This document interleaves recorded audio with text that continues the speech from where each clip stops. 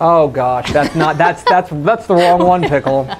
All right. Great start. Welcome in to the Dave Campbell's Texas Football Watch Along. I'm your congenial host, Greg Tepper.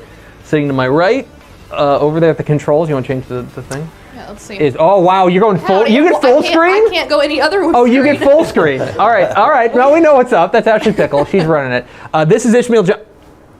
Okay. Ishmael Johnson will join us momentarily. We Allegedly. Think. I don't know where Ish is. But we have two very special in-studio guests.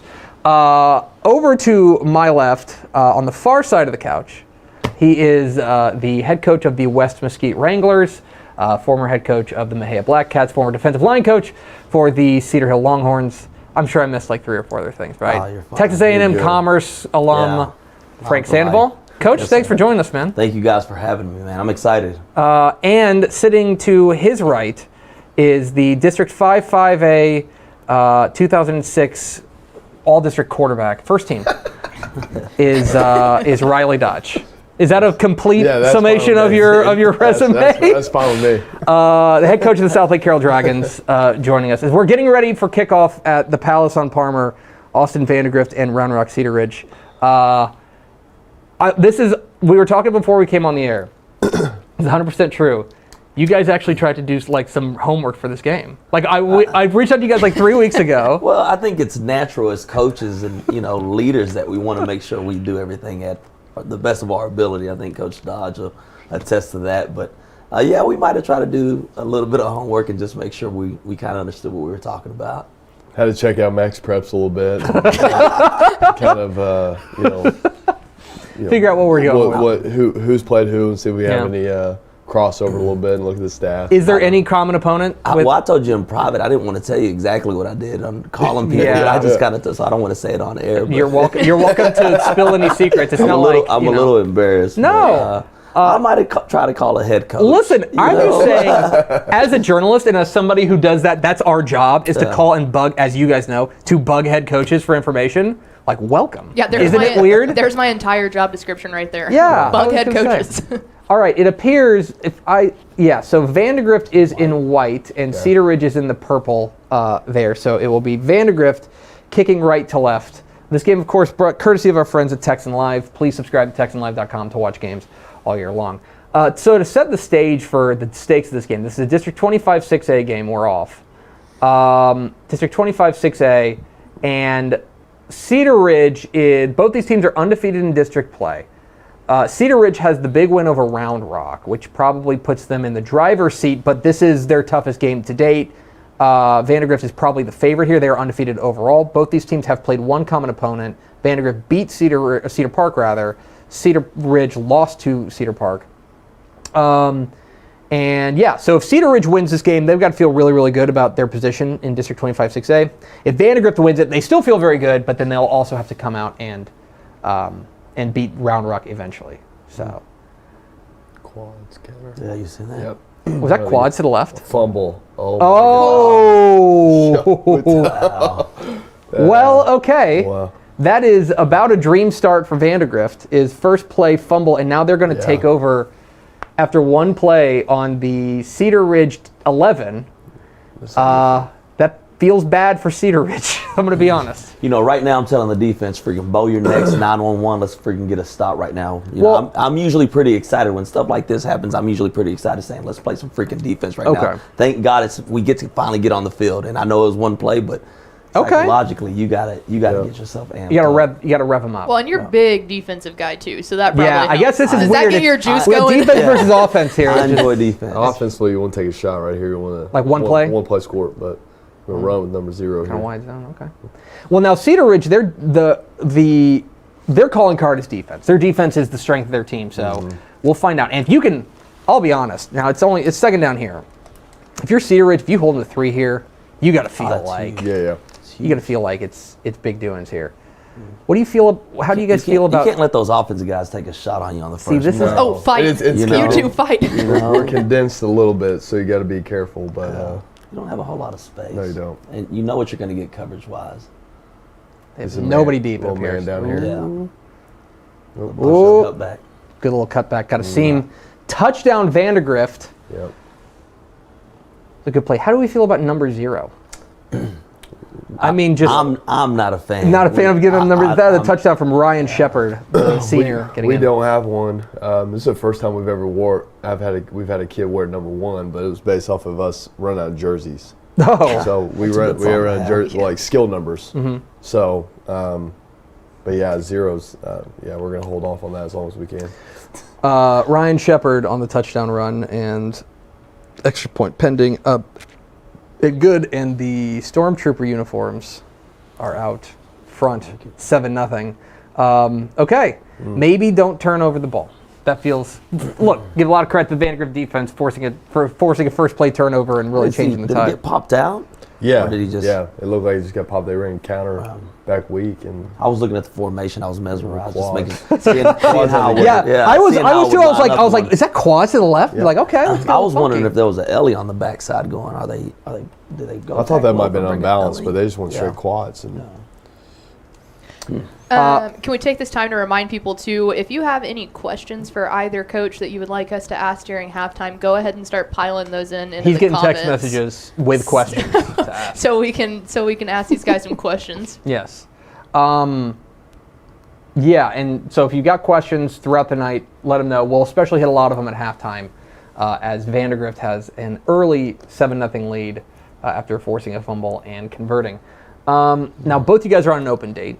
That's why you're allowed to be here. Otherwise, you'd be neck deep in game prep. Or what is a normal Thursday night? Like, let's just say you guys had a game tomorrow night at 7:30. sub-varsity. So you'd be at sub-varsity game. Sub-varsity game. Okay. You'd be at sub-varsity? Yeah. And freshman or JV, whoever's at home, probably. You're not gonna travel out to like Hearst or. Well, we don't have to go too far. I can go down the street and go to Keller. So, they go reverse. Reverse. Faked it. Oh boy. All right, here we go.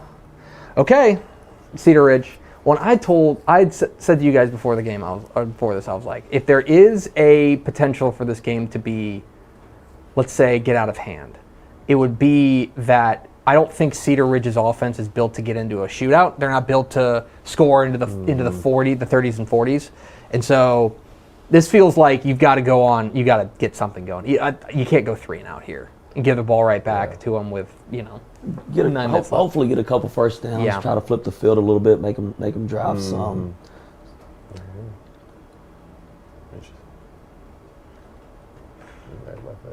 Good tackle.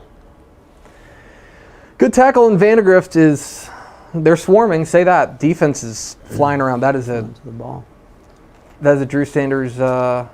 Drew Sanders, we joked with him at coaching school that he's the winningest coach in Vandegrift high school football history because he's in fact the only coach that they've ever had. But now he had his 100th win earlier this year. So congratulations to him. Wow, that get tipped. Yeah, he jumped it. Yeah. 3rd and long. All right. Here they come. Yeah. All right, defensive guy. Are you sending? It's third and 12. Let's call it. Well, so it depends on how good of the quarterback moves. You know, if he moves well, I'm probably going to be a little bit more cautious on it.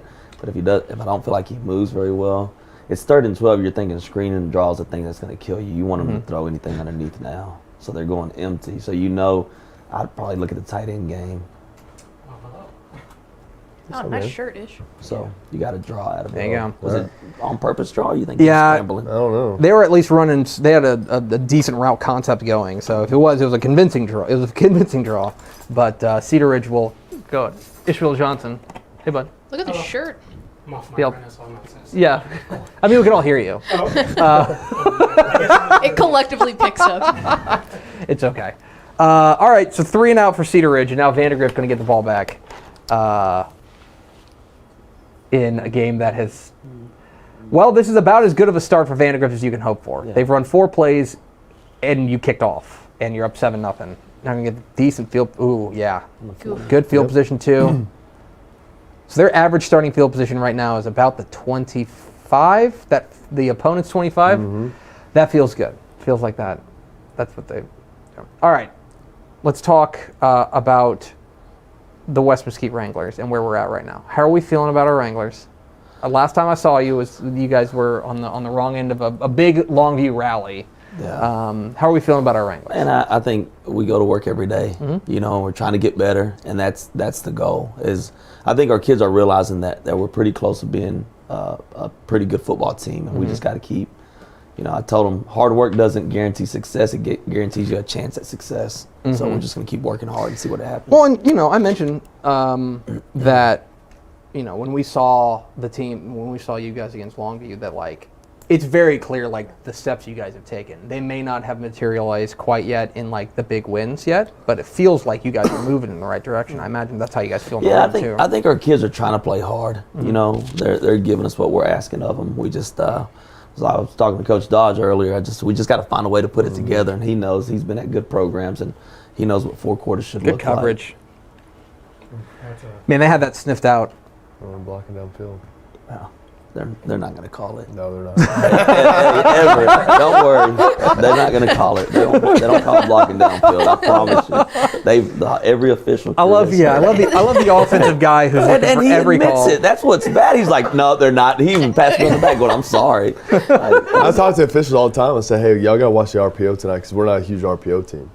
And so, but a lot of people are. But yeah, linemen 20 yards downfield and blocking safeties. It's bad. Empty set. Ooh. Ooh! That would have been big. That's a big stop there. They're gonna. Stop. I don't think they have a guy who can kick it 57 yards. Nope. So probably gonna punt. It's a big stop there for Cedar Ridge. Needed to stop the bleeding there. We're joined by Ishmael Johnson. Hey, Ish. Hey. Welcome. I always underestimate how far I actually live. Because he comes here every single day. I was like, It hits different at that 6:30 Don't hour. you work here? Like these guys would have an excuse. But I was like, I'm at my apartment. I'm like 10 minutes. No, I'm like 10 minutes away. And then like 15 minutes on the road. I was like, I guess I probably would. We're here at 6 a.m. or 6 p.m. Well, it felt like 6 a.m. Yeah, you guys beat me there. Ooh. Cedar Ridge is like, come on, man. Yeah. They've started pinned back. This is their third position. I think they've started average of like their 9-yard line. So it's been tough doings. All right, let's talk some Dragon football. You guys are, I don't know if you pay attention to the rankings, but you guys are the number 3 team in the Dave Campbell's Texas Football 6A rankings. Yes, sir. Are you overrated? I don't believe so. I think a lot of the questions coming into the year were going to be about quarterback and you bringing Caden Anderson to step up. I mean, I've seen him a lot less than you have. That's a good scene. I've been awfully impressed. It feels like he with guys like that, it feels like you worry that the moment's too big for them, but it feels like he stepped into the role seamlessly. Yeah, no, he's done an unbelievable job. He's, I think the biggest thing with him, he's a talented kid, but he has amazing intangibles. And they vote him as the team captain coming into the year, and it says a lot about the kid, and that's something that's not handed to our kids. And but yeah, they believe in him. He's playing really well, and I think the biggest thing is lean on our offensive line and lean on our all-state running back and take some pressure off him. Yeah, Owen Allen is. Yeah. I don't know. And I don't follow recruiting as closely as other people. I just don't understand how he's not getting. Yeah, I think it'll happen eventually. It's been obviously a slow process for him. He doesn't have anything right now, but we're biased. I wouldn't trade him for anybody. So I'm glad he's with us. How much do you think last year, being a COVID year, and that's when a lot of juniors really blow up with their tape and things like that. Guys just probably there's a chance that guys probably couldn't get out there and see him. Yeah, I think that was huge. I think first too time. with having some high-profile kids that were, older than him, that would have definitely helped him out. Sure. But yeah, I think not just him, but kids across the state of Texas. But last year as a sophomore, it feels like he's been playing for us for, 20 years. So he's only a junior. He's been starting for us since he's a freshman. So very, very productive. First down for Cedar Ridge as they go a little bit of tempo, runs out of frame and throws it out of frame as well. Was it third down? That was first down. They just gotten a first down, so important. They've been running a lot of zone, kind of wide zone. They found a couple creases. They got a little. I think it's 5 as a running back. Is Victor? No, who was it? Maybe it's 4. I've got a 2 deep here, courtesy of our friend Tony Arsh. Yeah, I think it's Carlos Jackson. Or Gio Perry. A little water bug back there. They got a little bit of speed, but I think that Vandegrift has done a pretty good job of sealing off the creases for the most part. The kid from Kansas State, the running back from Kansas State, he's a Cedar Ridge kid, right? Yeah, Deuce Vaughn. Yeah, Deuce Vaughn. Yep. Deuce Vaughn was a Cedar Ridge kid. So they've got a history. I saw him blow up Round Rock, and I think it was the first year I worked here, 2017. Yeah. He's a dude. Oh my God, yeah. That was the first time I saw him. Darren Sproles. Yeah. Yeah. It's amazing how those guys make you better football coaches. So what you're telling me that when Joe's up next. yeah. So you're telling me that when you were at Cedar Hill as a defensive line coach, I was a smart guy. but my last year there, I think I had a kid go to Georgetown, one go to Fordham. Yeah. I think I had a Tulsa kid, and there was another. I mean, there was a couple kids. I was like, Coach McGuire used to tell me, he'd walk in my film room and he'd say, "Hey guys, I just want y'all to know that Coach Sandoval is not the smartest guy in this room." And he was right. It was all the dang kids. yeah, 47 on the sack. That is Sterling Emerson, and I think he's spying the quarterback, which obviously they want to keep him in the pocket, and Motion anti-pressing pressure. it's worked well. So Experience Vandegrift. yeah, Vandegrift's got a ton of seniors. It's all seniors. Yeah, it's a really How far did they go last year? Vandegrift. Boy, that's a great question. If only somebody had a computer can look that up. I'm on it. Thank you. Good punt. Oh, that's a really good punt. Okay. For the first time, Vandegrift will start a drive on their own half, or their own end of the field. I think it's the first time we've seen this end of the field, so that's good. Okay, so do you want to break down the Texas State game now? Oh God, man. Do you want to do Texas? He went Texas State. Why are you doing this to me? Do you just want to what are the keys for Texas State against Troy? Pray that they can block. Is it at Troy? No, It's in San Marcos. Yeah. I mean, I told you, Troy gets to the quarterback and Texas State can't block. And they also have a quarterback who likes to have a little happy feet, so I think they're just going to play right into it. I don't know. If the offense could get going, Deep shot. I think Texas State's ceiling on offense. He get is a lot that? Yeah, he better, did. But because I think Troy made a mistake with their hire after Neil Brown. Was it Chip Lindsey, I think? Yeah. Chip Lindsey's Yeah. the coach of Troy. And I don't know, it hasn't worked out. Troy seems like one of those jobs that you should be able to keep going somewhat. And I think they just hit a bump in the road because their offense is not very good. Oh, good running. Shepard's that's the second really nice cutback he's had. But, I don't know. I just don't think they'll be able to score. That's my issue. So, Boy, I gotta tell you, A&M Commerce, North Texas / McNeese State, Texas State, yeah. Missouri. This is just a den of football. sadness this year. My goodness. Good ball. Not good. Golly. Yeah, do you want to talk North Texas? Oh, well, okay. Vandegrift, I would think maybe went third round, third round? They quarterfinals last year Quarterfinals, lost to oh. Hayes, and you want to know who Regional told us final. that? Hayes, of course. is that- Craig is that Way. run- is Oh, Craig tuning Way. in. Craig's Hey, Craig. tuning in. Yeah. Hey, Craig. That run by Hayes. Oh! Complaints, right? That random run Thanks, by Craig. Hayes to the semifinals last year? Where did they go? Yeah. Regional finals? Quarterfinals. Quarterfinals. Do you hate He kind of dropped the ball. Yeah, that's- So Do you hate when the DBs celebrate? I do, because I'm an office guy. He likes it. I love it. I'll be at the numbers partying. So no, it's good. I'm telling you, man, the game sometimes can be such an offensive-minded game that defense is lost. So No, I agree. Screw Coach Dodge. I think you're right. I think somebody moved. Well, I'll say a lot of our success this year is because of our defense. Yes. So our defense is, people When don't like to talk about our defense but I mean, Well. we're playing whose fault is that? good football. Whose fault? Yeah, it's the media's that's who you're fault. talking about. Yeah, it's the I'm media's. talking about it. But yeah, no, I coming into the year, that was the reason we thought so highly of you guys. It's like, Yeah. offense looks like they're gonna have some guys, Yeah. but like the defense was super experienced and got, I thought, way better as the season went on. We're too. 9-day. I think the biggest thing, we were so young last year.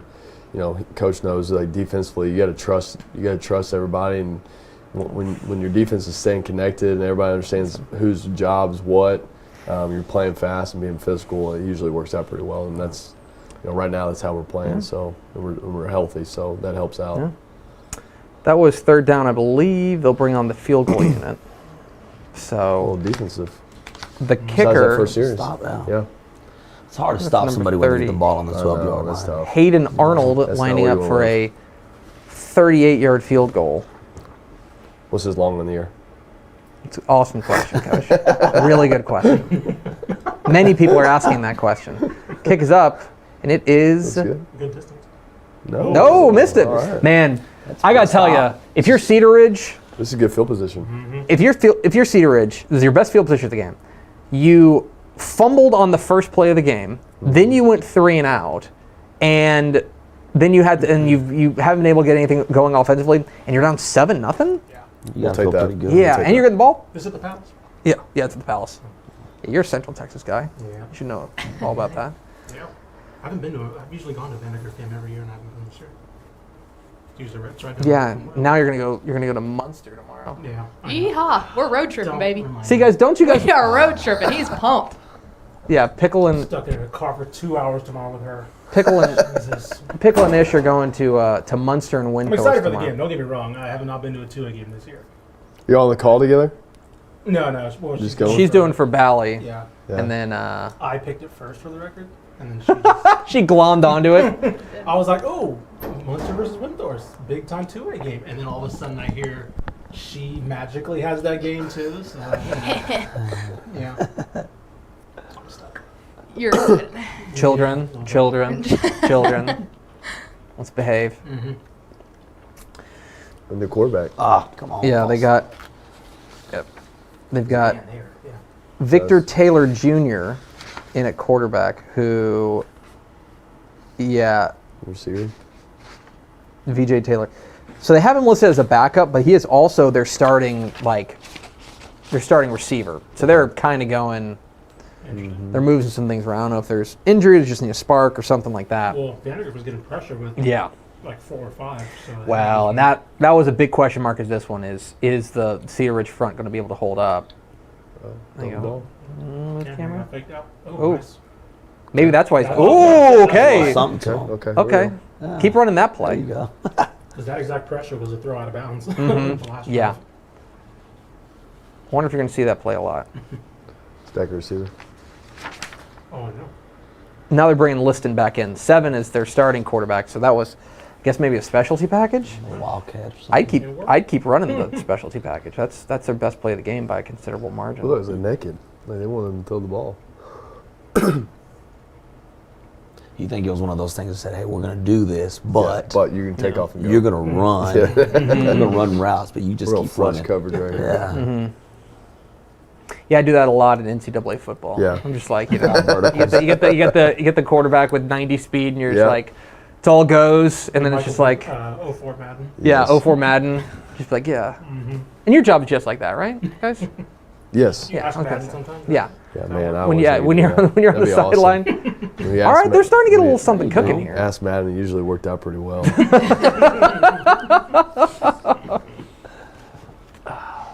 Port Lavaca Calhoun is up 21-3 on Tolosa Midway. If you're looking for a score, Thank update you. There. Thank you. We'll That's get. in the comments. So bring it Please up to remember to there. go to TexanLive.com and subscribe. Especially playoffs are coming, and we got a lot of playoff games. So that's the big thing. Coaches are. Okay. We get a lot. Ooh, he's ripping at that 30 ball. more yards. Ooh, he's ripping at that ball. They are. Coaches are our biggest return customers to Texan Live because, especially when the playoffs roll around, they're just. Yes. You guys are all junkies. And here's a perfect example.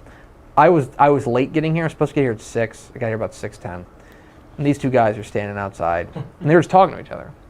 And I was thinking, man, wouldn't it just be so stereotypical if I walked up on them and they were just talking about like scheme? And sure enough, I walk up and the first thing I hear out of Sandoval's mouth is, yeah, you know, on third down we started going to the 3-3 stack, and just like, because it really frees up our linebackers, you know. Like we were sitting out there for 10 we've never met in person. It's like, did we just become best friends? So anybody that'll listen to us talk ball, we'll do it. Yeah. We're Yeah. geniuses on the whiteboard. Yes. I'm telling you, get us on the whiteboard. We'll Every look play on the whiteboard undefeated. is perfect. Ooh, oh, no, you got to call that, right? Wow. Ooh, they love it. Second time they've yeah. done Now that. they're blowing Well, if you're Cedar Ridge, you're happy. You know, you'll take it basically. We Keep it put, down. I think we put y'all both on the whiteboard at coaching school, and that didn't turn out too hot. That was bad. I I knew when I got corralled over there, that was like, That dragon was. I'm just glad I didn't get Trying asked. to cheat, I'm right? I'm just glad I didn't get Yes. asked about my coffee. Yeah. Again.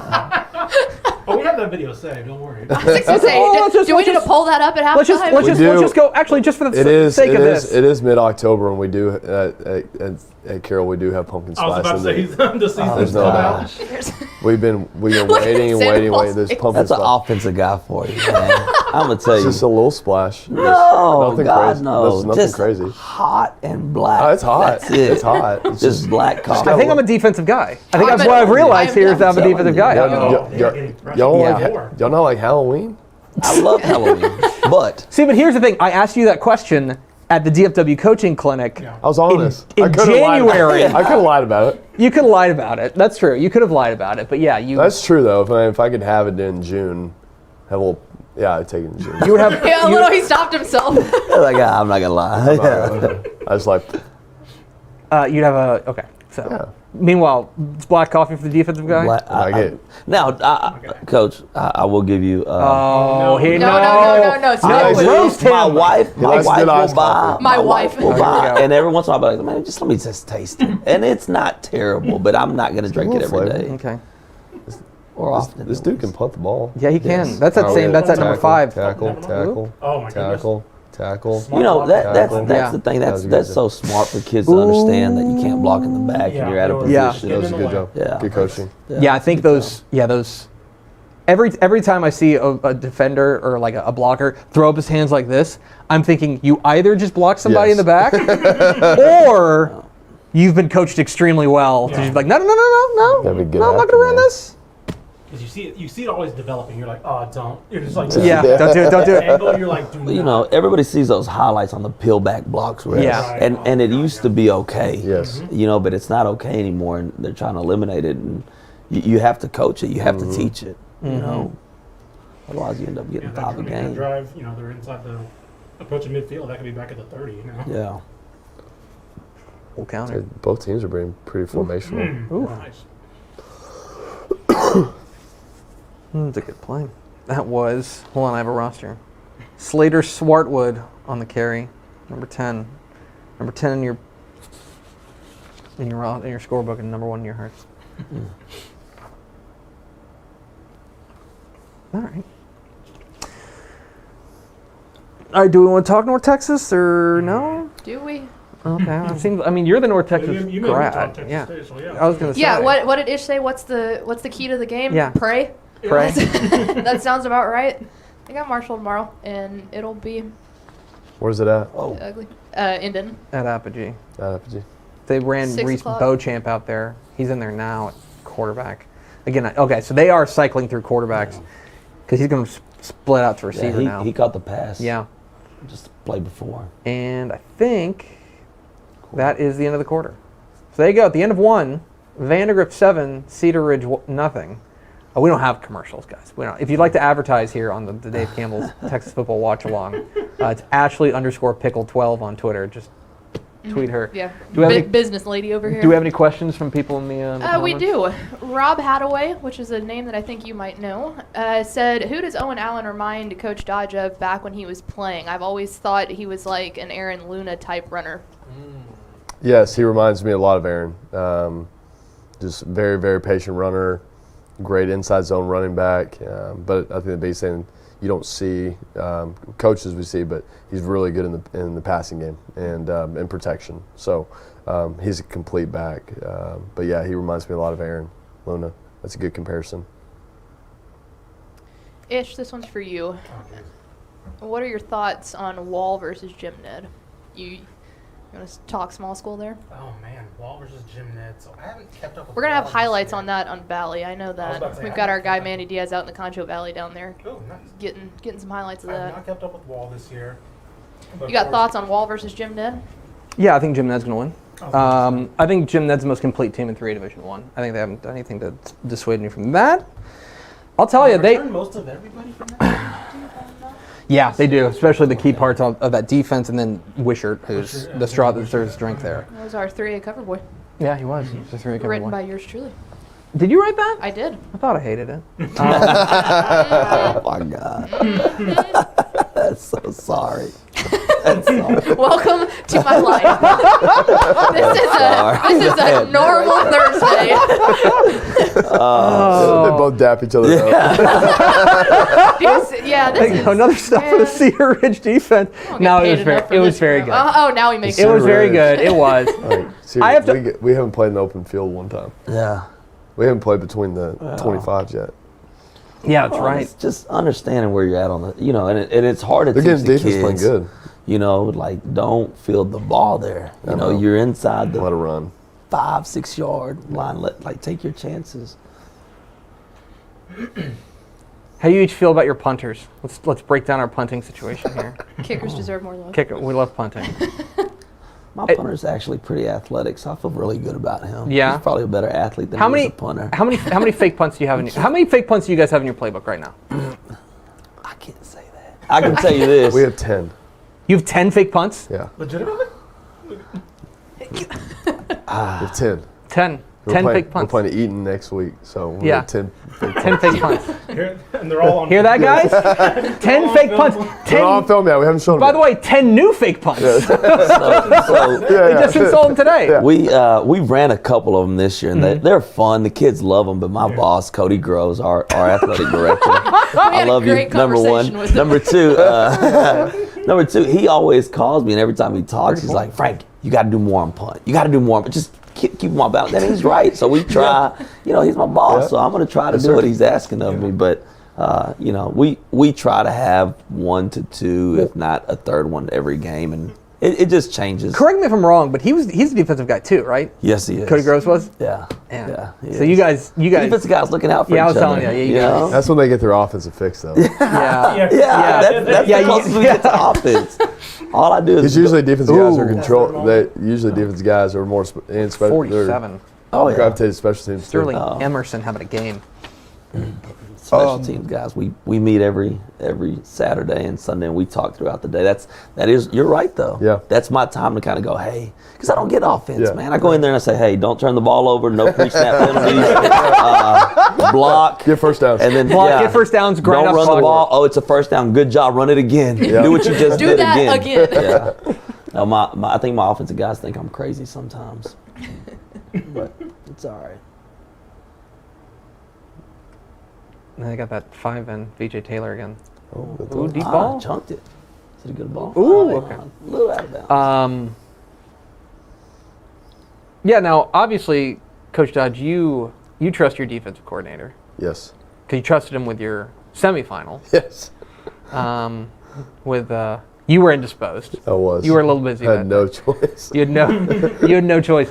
The video, which I think went viral, of you celebrating what was it? So for those who don't know, the semifinal you were quarantining. Yep. Semifinal against Duncanville. I presume you're watching just the stream of the game. Yeah. You're watching it on You're watching your team play. At that point, I don't know if they were number 1. They were close to number 1. Duncanville. Yeah, 1 and 2. Yeah. 1 and 2. Tipped. Oh, caught. Oh, look at the first. Nope. So what was all that like for you? Was that a miserable experience? It was the most miserable 3.5 to 4 hours, and the most exciting at the same time. Like I caught myself. So I actually, I removed myself from our house. I was feeling better.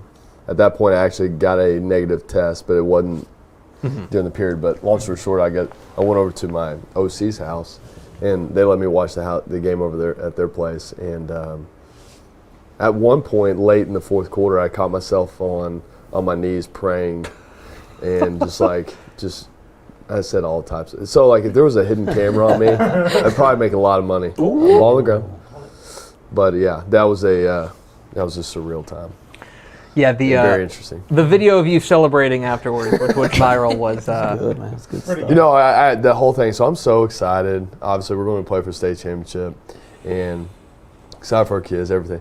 I get a call from my AD. Okay, I put that video out, and he's pumped.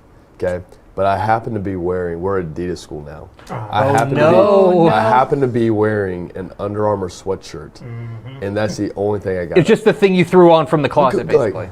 Like once again, our bosses, I love you, Coach Kessler. And, yeah. We don't want to talk about going to state championship. We talk about our Adidas contract. Our Adidas contract. He don't want to compliment you on picking a good defensive coordinator or having a great game plan. How much Adidas stuff do you have in your closet? You wore this other one time. Yeah. I thought it was by myself. I didn't really Didn't think about plan on was making a video. That's funny. And then you guys played in the title game. Yep. Did you hear about that, Pickle? No, I must have missed it. Yeah. Were you? Did you hear he played his dad? Wait, did you play There's his no dad? way Was that's that the true. storyline? Wild. That feels wow, man. Oh, That what you're talking about. I'll tell you, Todd Dodge is coaching against Riley Dodge. Became very much. Hey, did you know that Colt McCoy and Jordan Shipley were roommates? You know what I mean? Where like it got brought up every turn. Be like, I know you love that, Greg. I was just You loved it. I thought it was okay. fun for a couple minutes. Okay, here's the And then it thing. became the only thing people were talking about. And it was like, hey guys, okay. there's also like great quarterbacks going on. There's like great defenses battling. Like, but it was like, nope, it's dodgeball. Here's my position on it. Here's my position on it, and I think you'll agree with it. I obviously have a lot of respect for you. Oh my gosh, a lot of respect for you and a lot of respect for your father, and I was happy that you guys got to have that experience. But I also think that both you and your father were like, guys, this is about the kids. Like this is their opportunity to shine. Yep. Let's focus on these guys. Yep. Yes, if this is an entree to get you to paying attention to the game, awesome. Yep. But then let's focus on the outstanding chess match going on of the offense for Westlake and how the Carroll defense, how the secondary is going to find a way to slow down K Klubnik and company, and then the other side of it is like, oh, what's Tony Salazar going to dial up against this high powered Dragons attack? Yeah. I'm not saying it shouldn't have been a storyline. I'm saying that it shouldn't have been the only storyline. No, you're absolutely right. And I felt like some of the coverage made it seem like that. Yeah, no, you're absolutely right. I think that's the easy storyline just to hold on to and not let go. Not let go of. And I think that's the main reason, like, early in the season, like, I did not want to play, not that I didn't want to play Austin Westlake or my dad game one, but we really didn't want to play each other game one because we didn't want it to be Todd Dodge versus Riley Dodge. We wanted to be, we wanted to be South Lake Carroll versus whoever, or Austin Westlake versus whoever, make it about the kids. Obviously very fortunate that we got an opportunity to go play for state championship, and it happened to be against Austin Westlake, but you're absolutely right. I mean, it's about the kids. I mean, we try to, as coaches, we try to put them in the best place, spot to be successful. But at the end of the day, they're the ones playing the game, not us. And it's about them, and they should be getting all the attention leading up and after the game. But yeah, I mean, there's a lot of other storylines that people could have focused on besides me and my father. So, but I totally agree. I think but talking to our kids, I'm sure he did the same thing with his kids. Is like, I told them, I say, I could care less about who we're playing, not disrespectful, but who we're playing or who their head coach is. Yeah. I mean, we're preparing to go win a football game, plain and simple. So, right. But it was a fun time, but a very interesting time. It was wild. And you guys played a game in January. Yes, it was different. It was a long. We were talking about this today in the office. I don't know if you've thought about this, but we would be. I might be wrong a little bit, maybe a little bit off. But this time last year, we'd be in week 4, week 5. Yeah. Mm-hmm. Week 4, I think. Yeah. We were talking about that the other day of how it hasn't registered in our brain that come Christmas, we're not going to be. I'm not going to be covering a game on Christmas Eve. It was a grind. Oh no. Oh boy. No. That hit an up guy.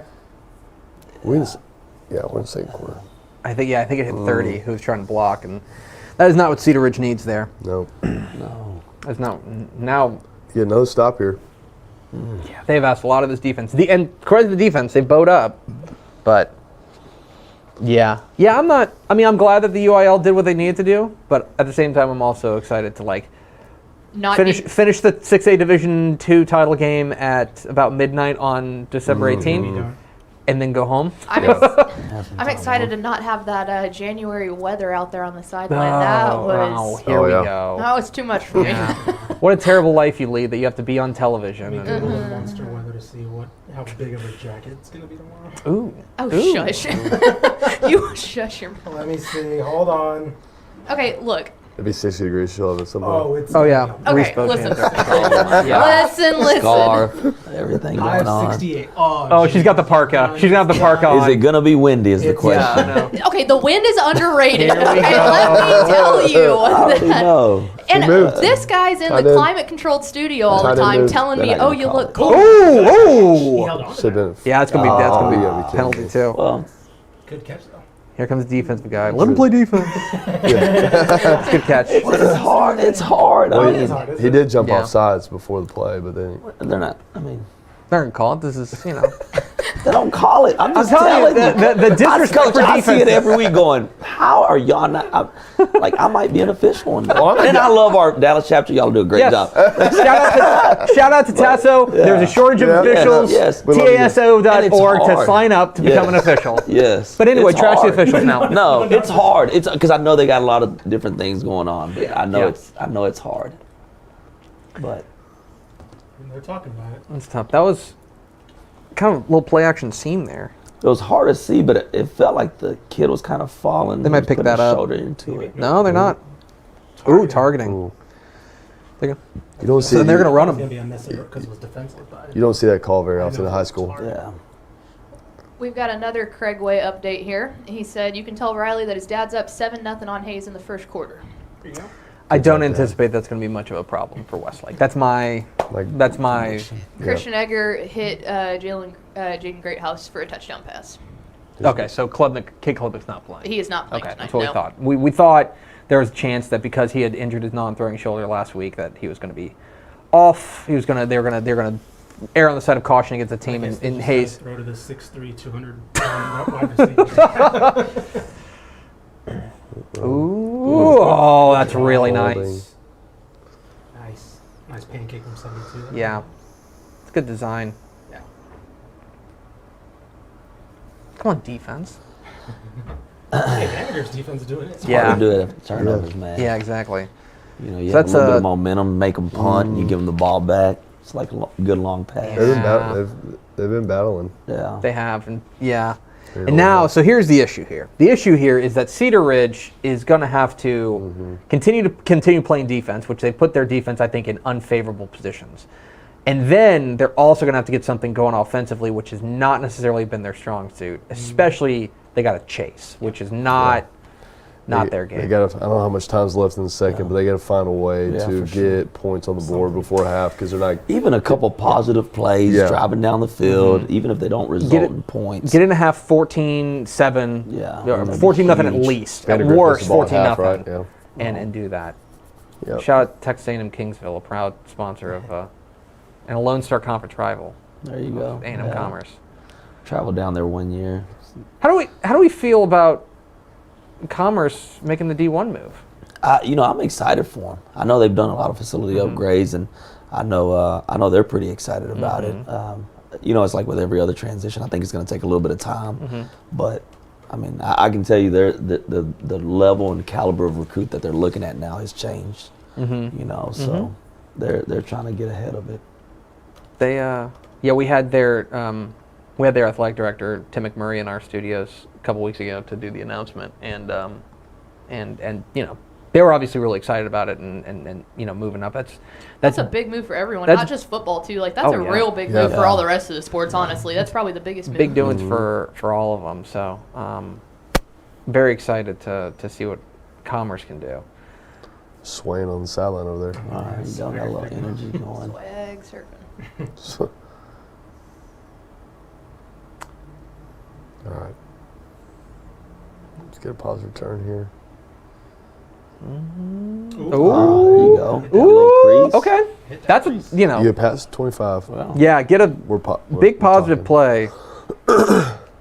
Coach Dodge is coming out right now, and he's taking a vertical shot. Shoot. Right now, down 14. I mean, we haven't been able to do much.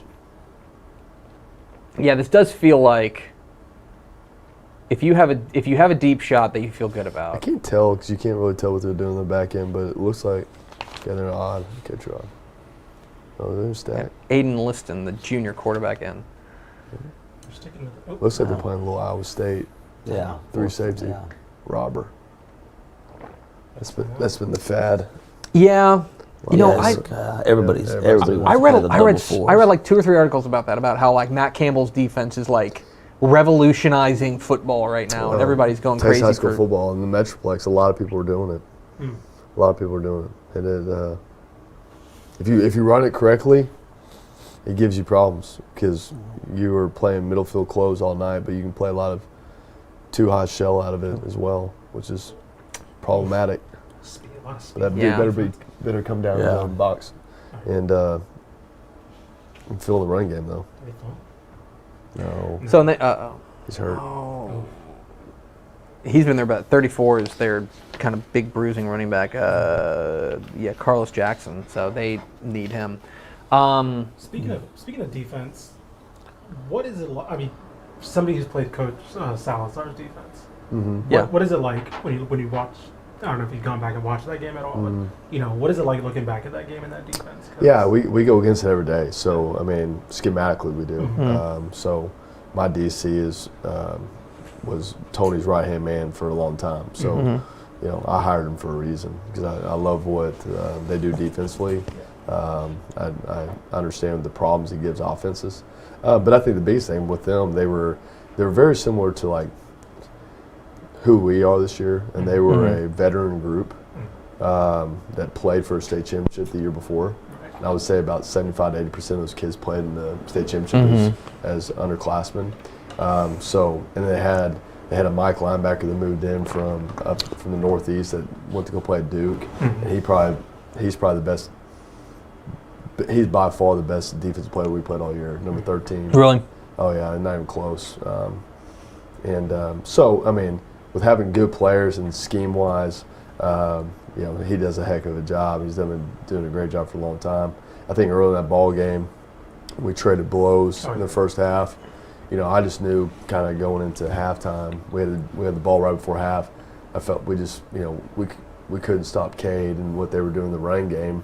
I just felt like we needed points, and unfortunately we couldn't get it. But I mean, he does a great job. But that was the interesting thing going into that week because what they do coverage-wise and front-wise is who we are as well. So it was a interesting deal.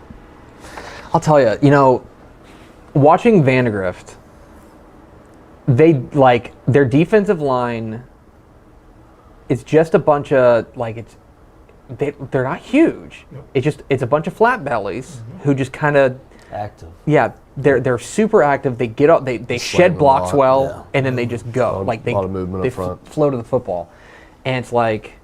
I'll tell you, I'd rather play big boys than guys like that because when you're twitchy up front, like number 8 right there. Man, he just came off clean. Those are receiver. You better take off, kid. Oh. Ooh! That dude can fly now. Yeah, he can run. That might be their best bet. They got to keep. I think they got to keep. Yeah, it's VJ Taylor, and although, 4th and 2. and with that, come on, Fourth get up, down.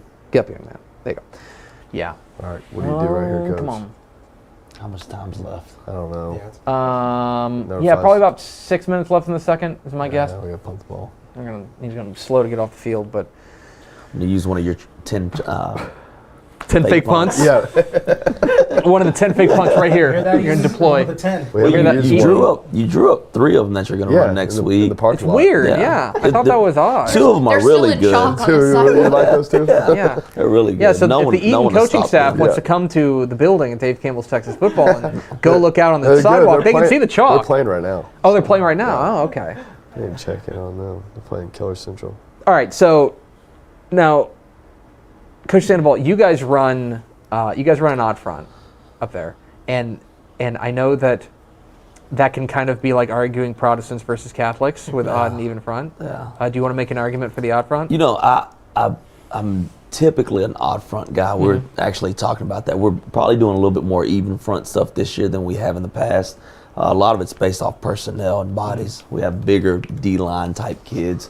We don't have as many of the linebacker type kids. So we've kind of had to morph what we're doing. But the biggest thing defensively, you have to line up correctly. If you don't line up correctly and you beat pre-snap, then it doesn't matter what you do and how good of a coach you are.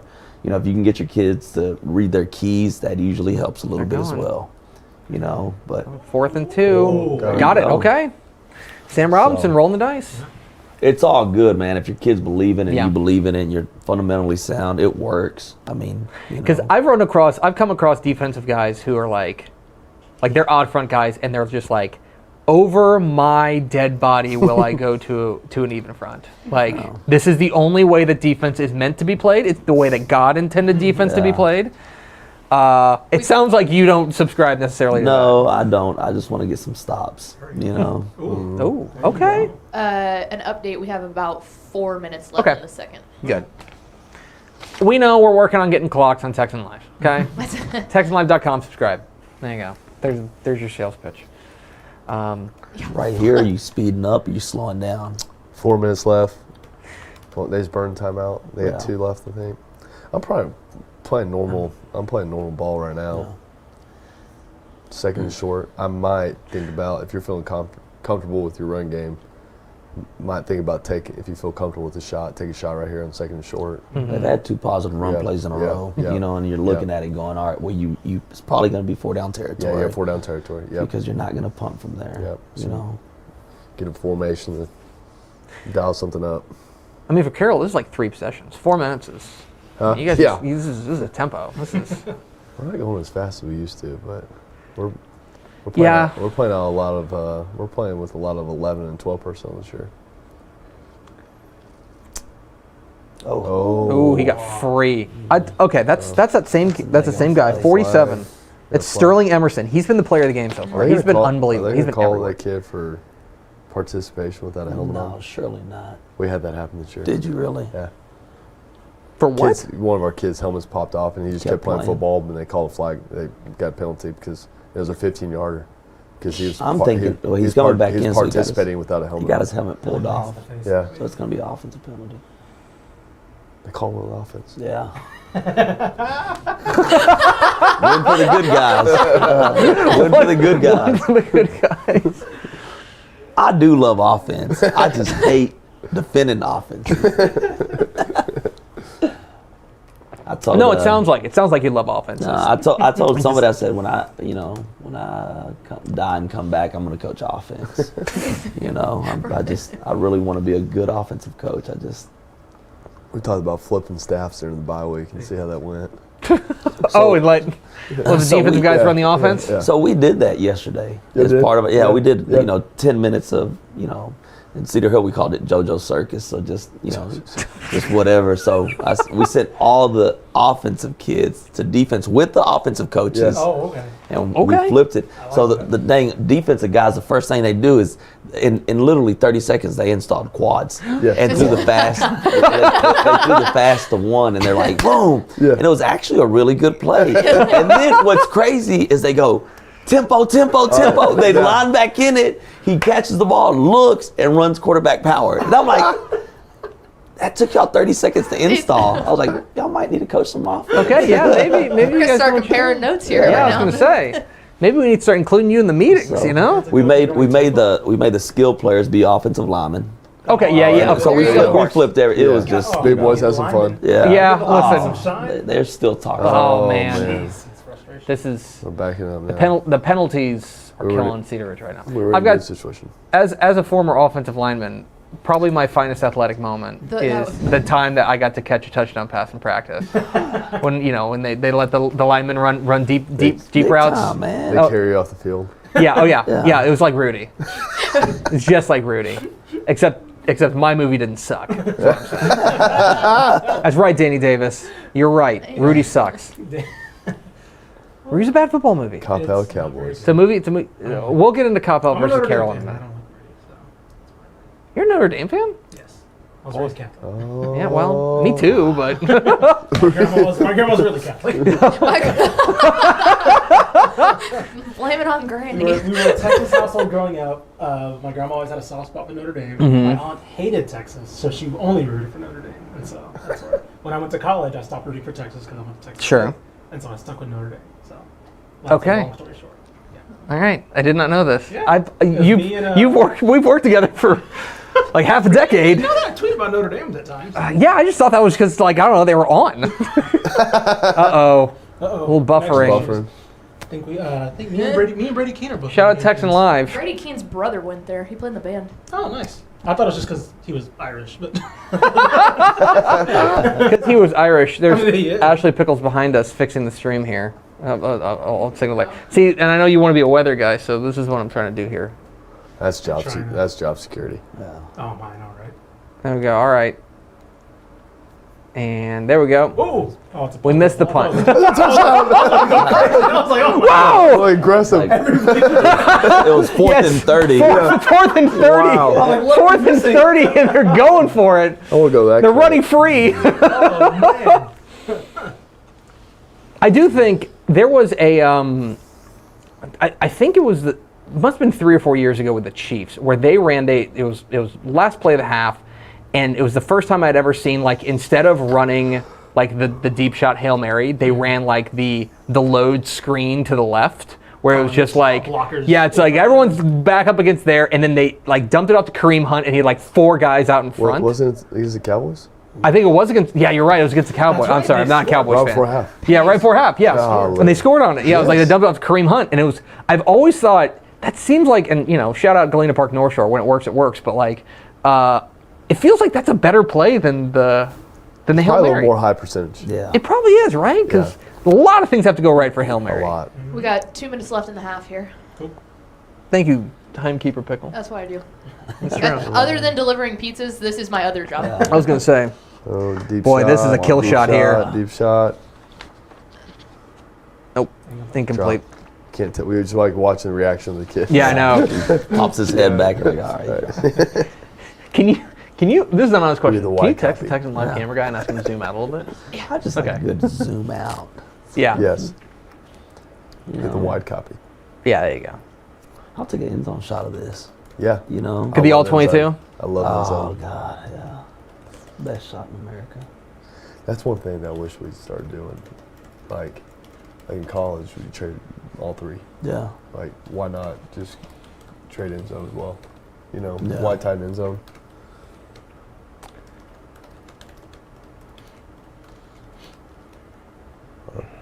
Play action. Ooh, man, he threaded that. He knew exactly how tall number 19 was. And his vertical. Yeah, tempo. Yep. Why not? 2 minutes. I got to be honest, for Cedar Ridge, if you can get in at 14-0, Yeah. you feel okay. Yeah, You're like, guys, we just played maybe the word and I just say that. My man can There's get Ryan up a little Shepard, bit. who's been awesome. I like Vandegrift's jerseys. That's a clean look. That is the Stormtrooper. Mm-hmm. It's pretty good. Gold helmet.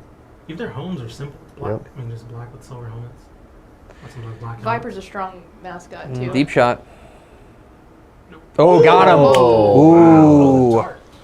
Oh no. And that is Graylin Spring on the catch, and that's a big boy. That's a big boy touchdown right before half. Yeah. And that is if you're Cedar Ridge, especially because Vandegrift, they get the ball to start the second half.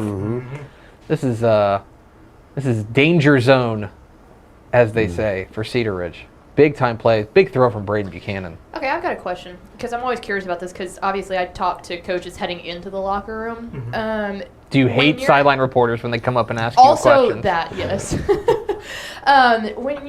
When you're up like this and you've just played a really solid first half, is it just really calm in the locker room, or do you try and like hype them up still to kind of keep the intensity going? I think you have to really press on them and just every team's a little bit different. Some teams are mature enough to handle some things.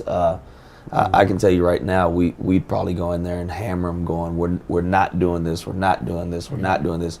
We can be better if we do this. That's the mentality we have to keep. Okay. Yeah. Conversely, if you're, Cedar Ridge, what's the locker room speech like? Well, I think you talk about the two turnovers. I think you talk about the field position. I think you talk about some of those things just offensively. You have to sustain a couple drives. When you do, you see the results of it. So The defense is playing fairly well. Yeah. Besides that shot right there. They've basically given up kind of the two big pass plays, like right there on that touchdown, then before with that deep shot that they hauled in for about 40 yards. Aside from that, Cedar Ridge's defense, put in some bad situations. Yeah, I think it's been back to they've been like you said.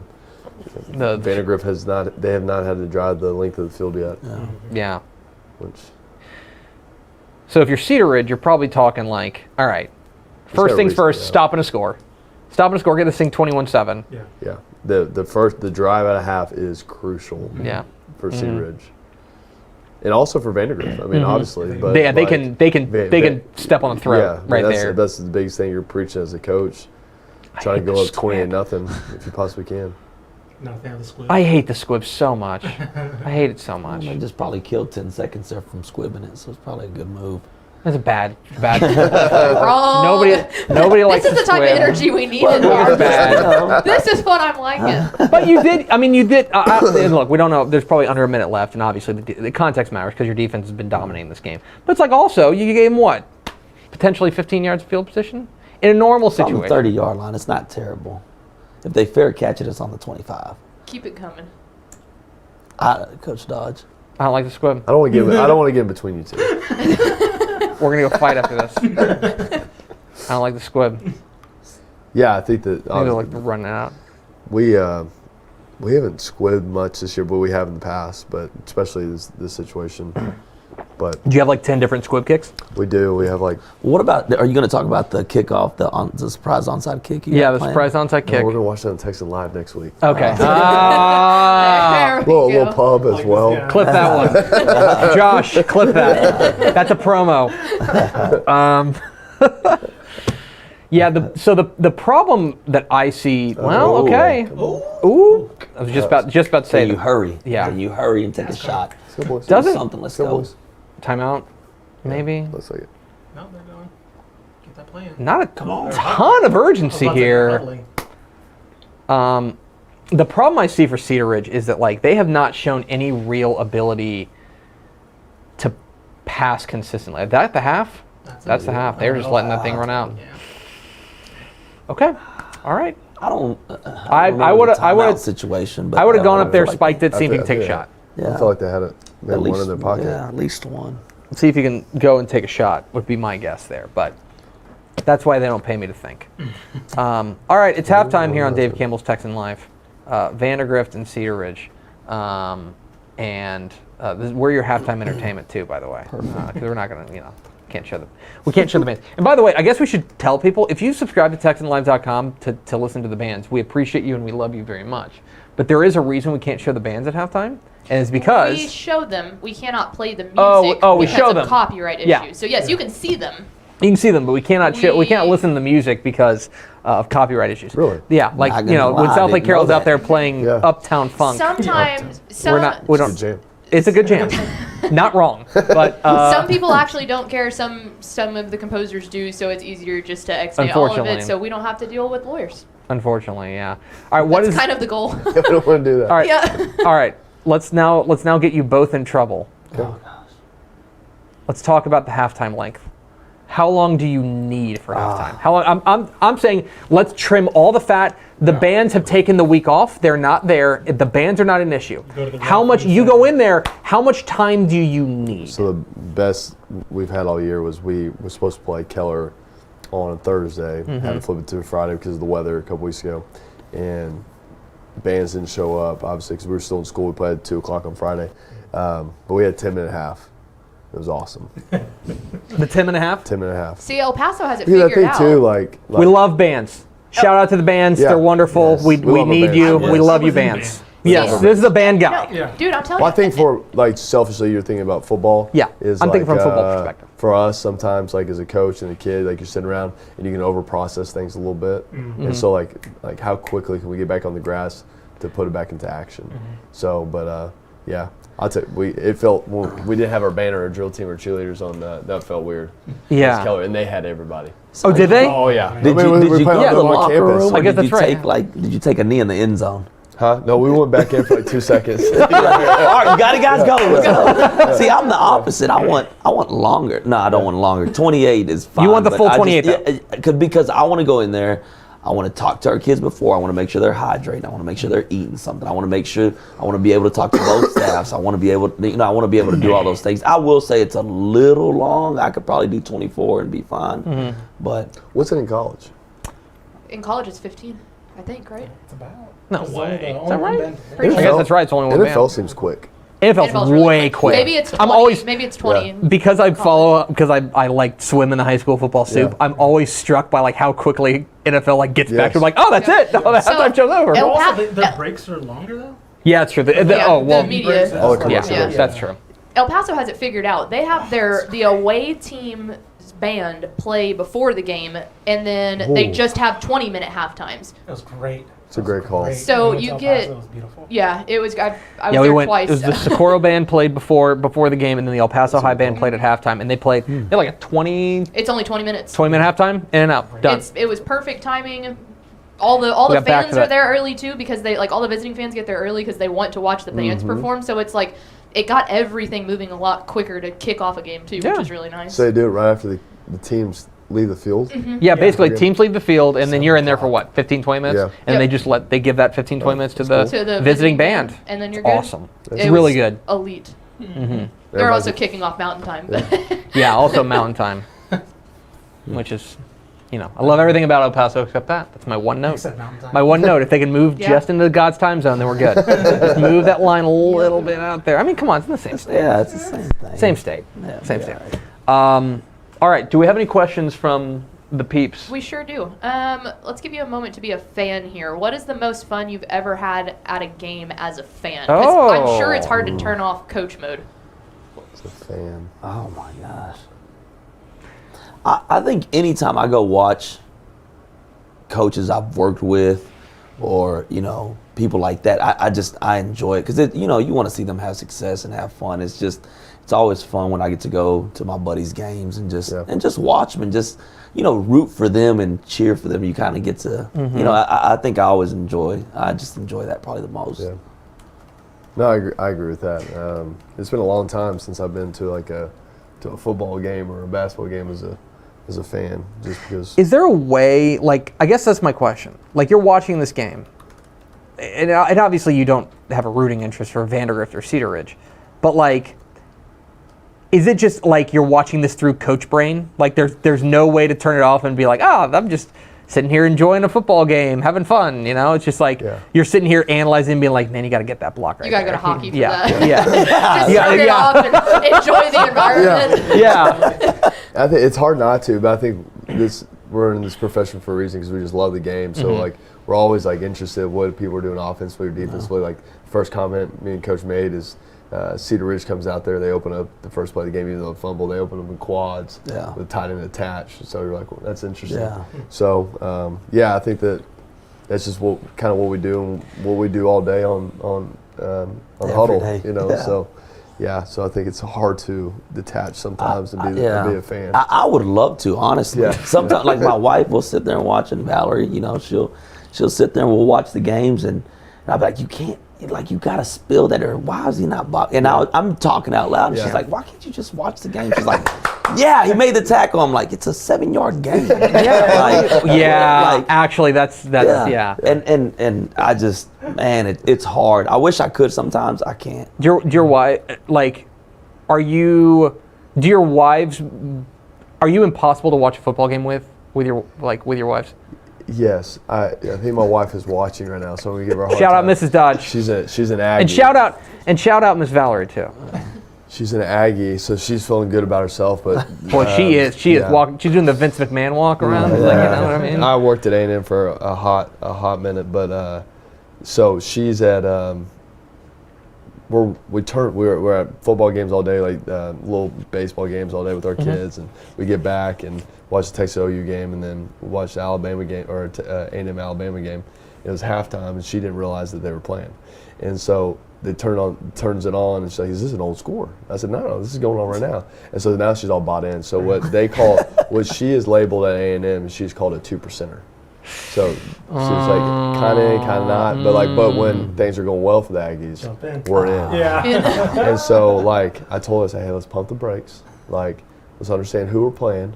Right. Y'all are doing some good stuff right now." And then Alabama kept creeping, but A&M held them off, and then A&M wins the game, and I look over on the couch, and I've never seen someone so excited for a W in her life. I think she was crying, the whole deal. I was like, "What are we doing?" You forgot this game was today. An hour and a half ago, we didn't even know they were playing. We thought it was a rerun. We thought it was when Manziel beat Alabama in Tuscaloosa, but it was actually in College Station. Yeah, just happened to be transported. Yeah, I think I just got a text message. So. We also that is like in the comments. We also have a Miss Valerie Sandoval saying that Coach's brain is running plays during our 7-year-old's flag football game. She calling you out. I try, Valerie. You know this. shout out Miss Valerie. I try. A bold truth teller. I try not to. You know, I want to. You know it. I want to be a parent, so I go up there and I'm telling you, I purposely, like, great job, and I yell out the team name, and that's all. I try not to talk to my kid. I just try to be dad, and I'm a cheer parent too, and I go up there and I watch. I go to my daughter's games, and I'm like, go Isabella! And I just sit there and watch her cheer. Yeah, and I do, and I just sit there purposely with my hands crossed because I know I'm going to say something or do something. She knows it. Don't lie, Valerie. That's no, I respect that. I respect that. That, like, you know. Yeah, Lance Pickle did not get that memo as a dad. I can promise you that. Really? He was Coach Pickle. On the That's Coach Pickle. That was. Yeah. Yeah. Do you know she was a star basketball player at Lano? That's She's like all cool. state. I've heard. That's absolutely pushing it. The crossovers. Some highlights going. Anyway, got we some have photographic more evidence. questions here I'll text from viewers. Let's go with Matt. Some guy named Matt Stepp wants to ask Coach. Hat guy. I think so. Hat guy. Ask Coach Sandoval, how much weight do his assistant coaches gain in the box during the season with the food that y'all have at that I'm stadium? telling you, shout out again, Karen Davis, that Cindy pot roast was Jennings, so Coach good. Groves. I'm telling you, they feed you like a champ. If you're looking for a site, playoff site, Mesquite ISD is going to take care of you. And I'm telling you, they take care of everybody in the box. The amount of food that they serve is. Matt knows. Y'all know. Y'all were there a couple weeks ago. Yeah, the pot roast was great. I heard that we have to come back for catfish. Yeah. Is catfish night a big thing? It is, Okay. Coach. It's good. I'm telling you, get you a game. Yeah, we man. had I'll pot be your roast, VIP green host in the box and everything, Coach. I'm telling you, Miss Karen Davis and them, they take care of you. Miss Jennings, they take care of us. I'm telling you. My mind's It's a spinning good spot. I have a question from a guy named Coach Marshall Williams. Oh my God! If that's can I ask him this pickle? Please do. Well, this took a hard left. I just Do I need to mute the mic? I think it says head football coach Timber Creek, if I'm not mistaken. Yes. He says, what was it like being Johnny Manziel's handler? So he'd like to know that. We actually had a question about that in the comments too. So I'll call Marshall once we get off this. yeah. Yeah, that was an interesting time. That was they asked me what being Johnny Manziel's handler. So yeah, we could be here all night. We could tell some stories. I just feel like I might get in some trouble, but yeah, it was a fun time. The number one stated goal of the watch along is that nobody gets in trouble. Yeah, I don't want to. So let's just you guys signed the thing of like we're not going to get in trouble. Yes. So yeah. Yes, Marshall knows all. He knows the stories. We got another one here. Do you either of y'all have a bucket list stadium that you would like to visit? Maybe, and we can widen this out to college football too, if you want. We were talking about Notre Dame earlier. Notre Dame, love to go to Notre Dame. And for some reason, I'm enamored with Penn State. On a whiteout game. To go to like a whiteout or something like that. So. Mine's I'll just throw out there Army Navy. Yep. I've like at some point I've got to like I gotta wait till Lincoln Financial? up in Philadelphia. It's like go up there. It's like first of all, love the triple. Love the triple option. The triple option. Honestly, like your spread's cool. Yeah. It's neat, but like you run the triple. 2.5 hour game. I always think about like the pageantry. Like if a really good 5A or 6A with dudes decided we're going to go to the triple option.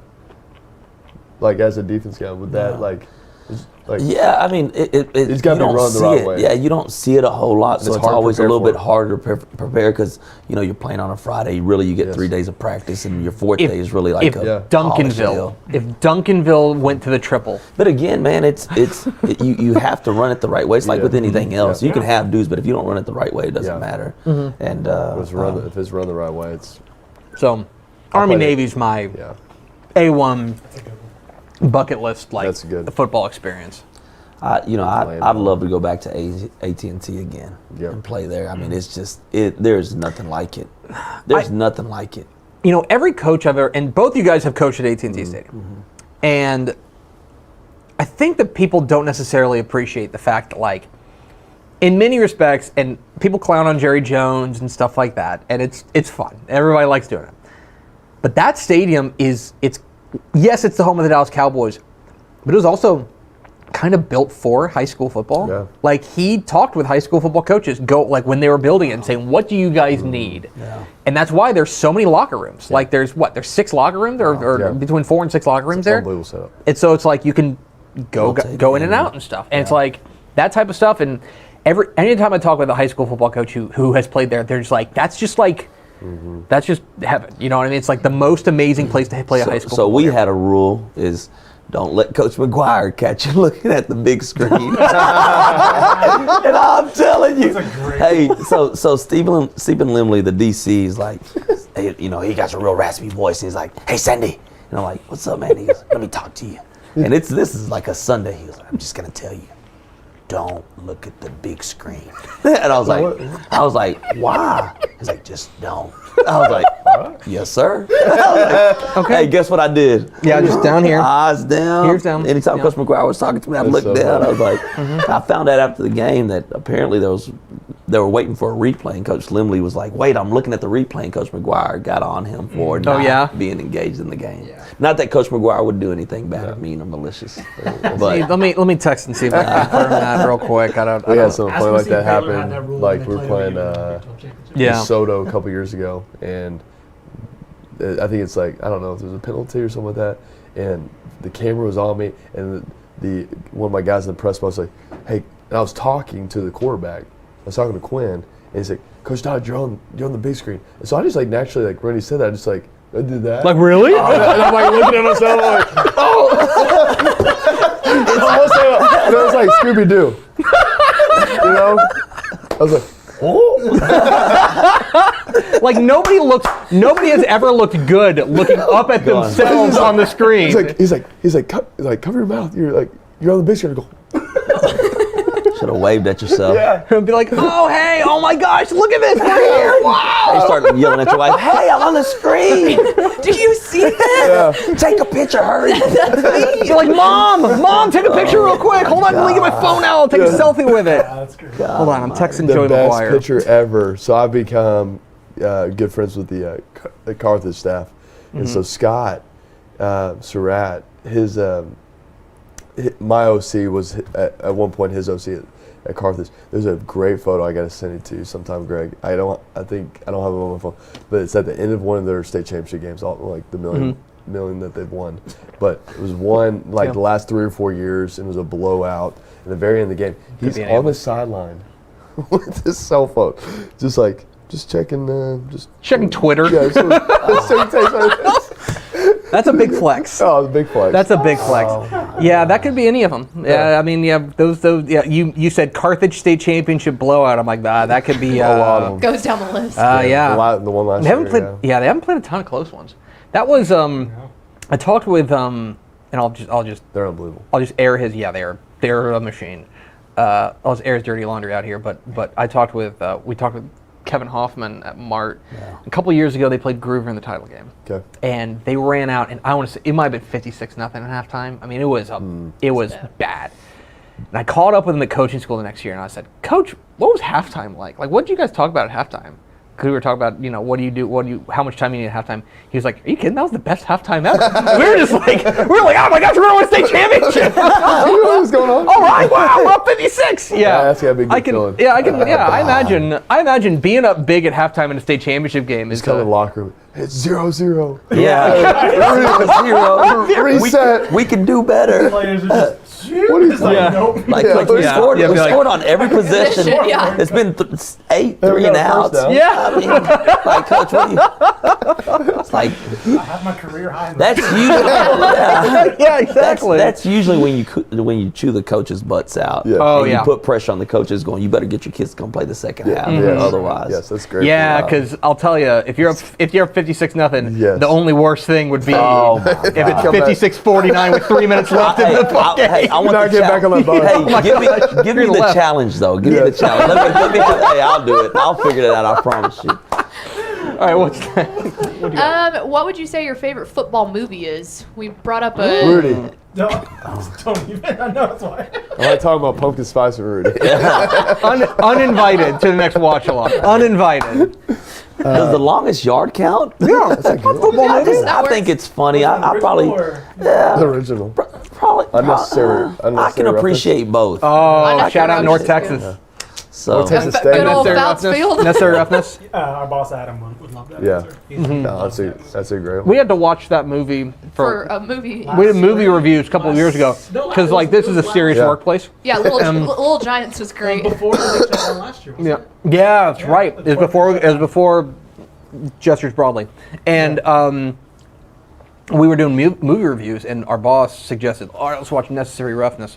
Oh, it's because of what's her face, the cheerleader. Oh, well, yeah, whatever her name is, That's why you wanted to Kathy watch Ireland. it. Yeah. Yeah. And so because we're a serious Yes. journalistic entity here, and so we watched it. Dude, that movie stinks. That movie stinks so much. The prison guy's getting off the bus. Oh God, that movie stinks on ice. It's so bad. But I'm glad you like it. Like I'm happy for I just you. had to. I'm happy for Did you see you. Fouts Stadium? Yeah, yeah. Yeah, Fouts Field. Shout out Foutsfield. Shout out Foutsfield. R.I.P.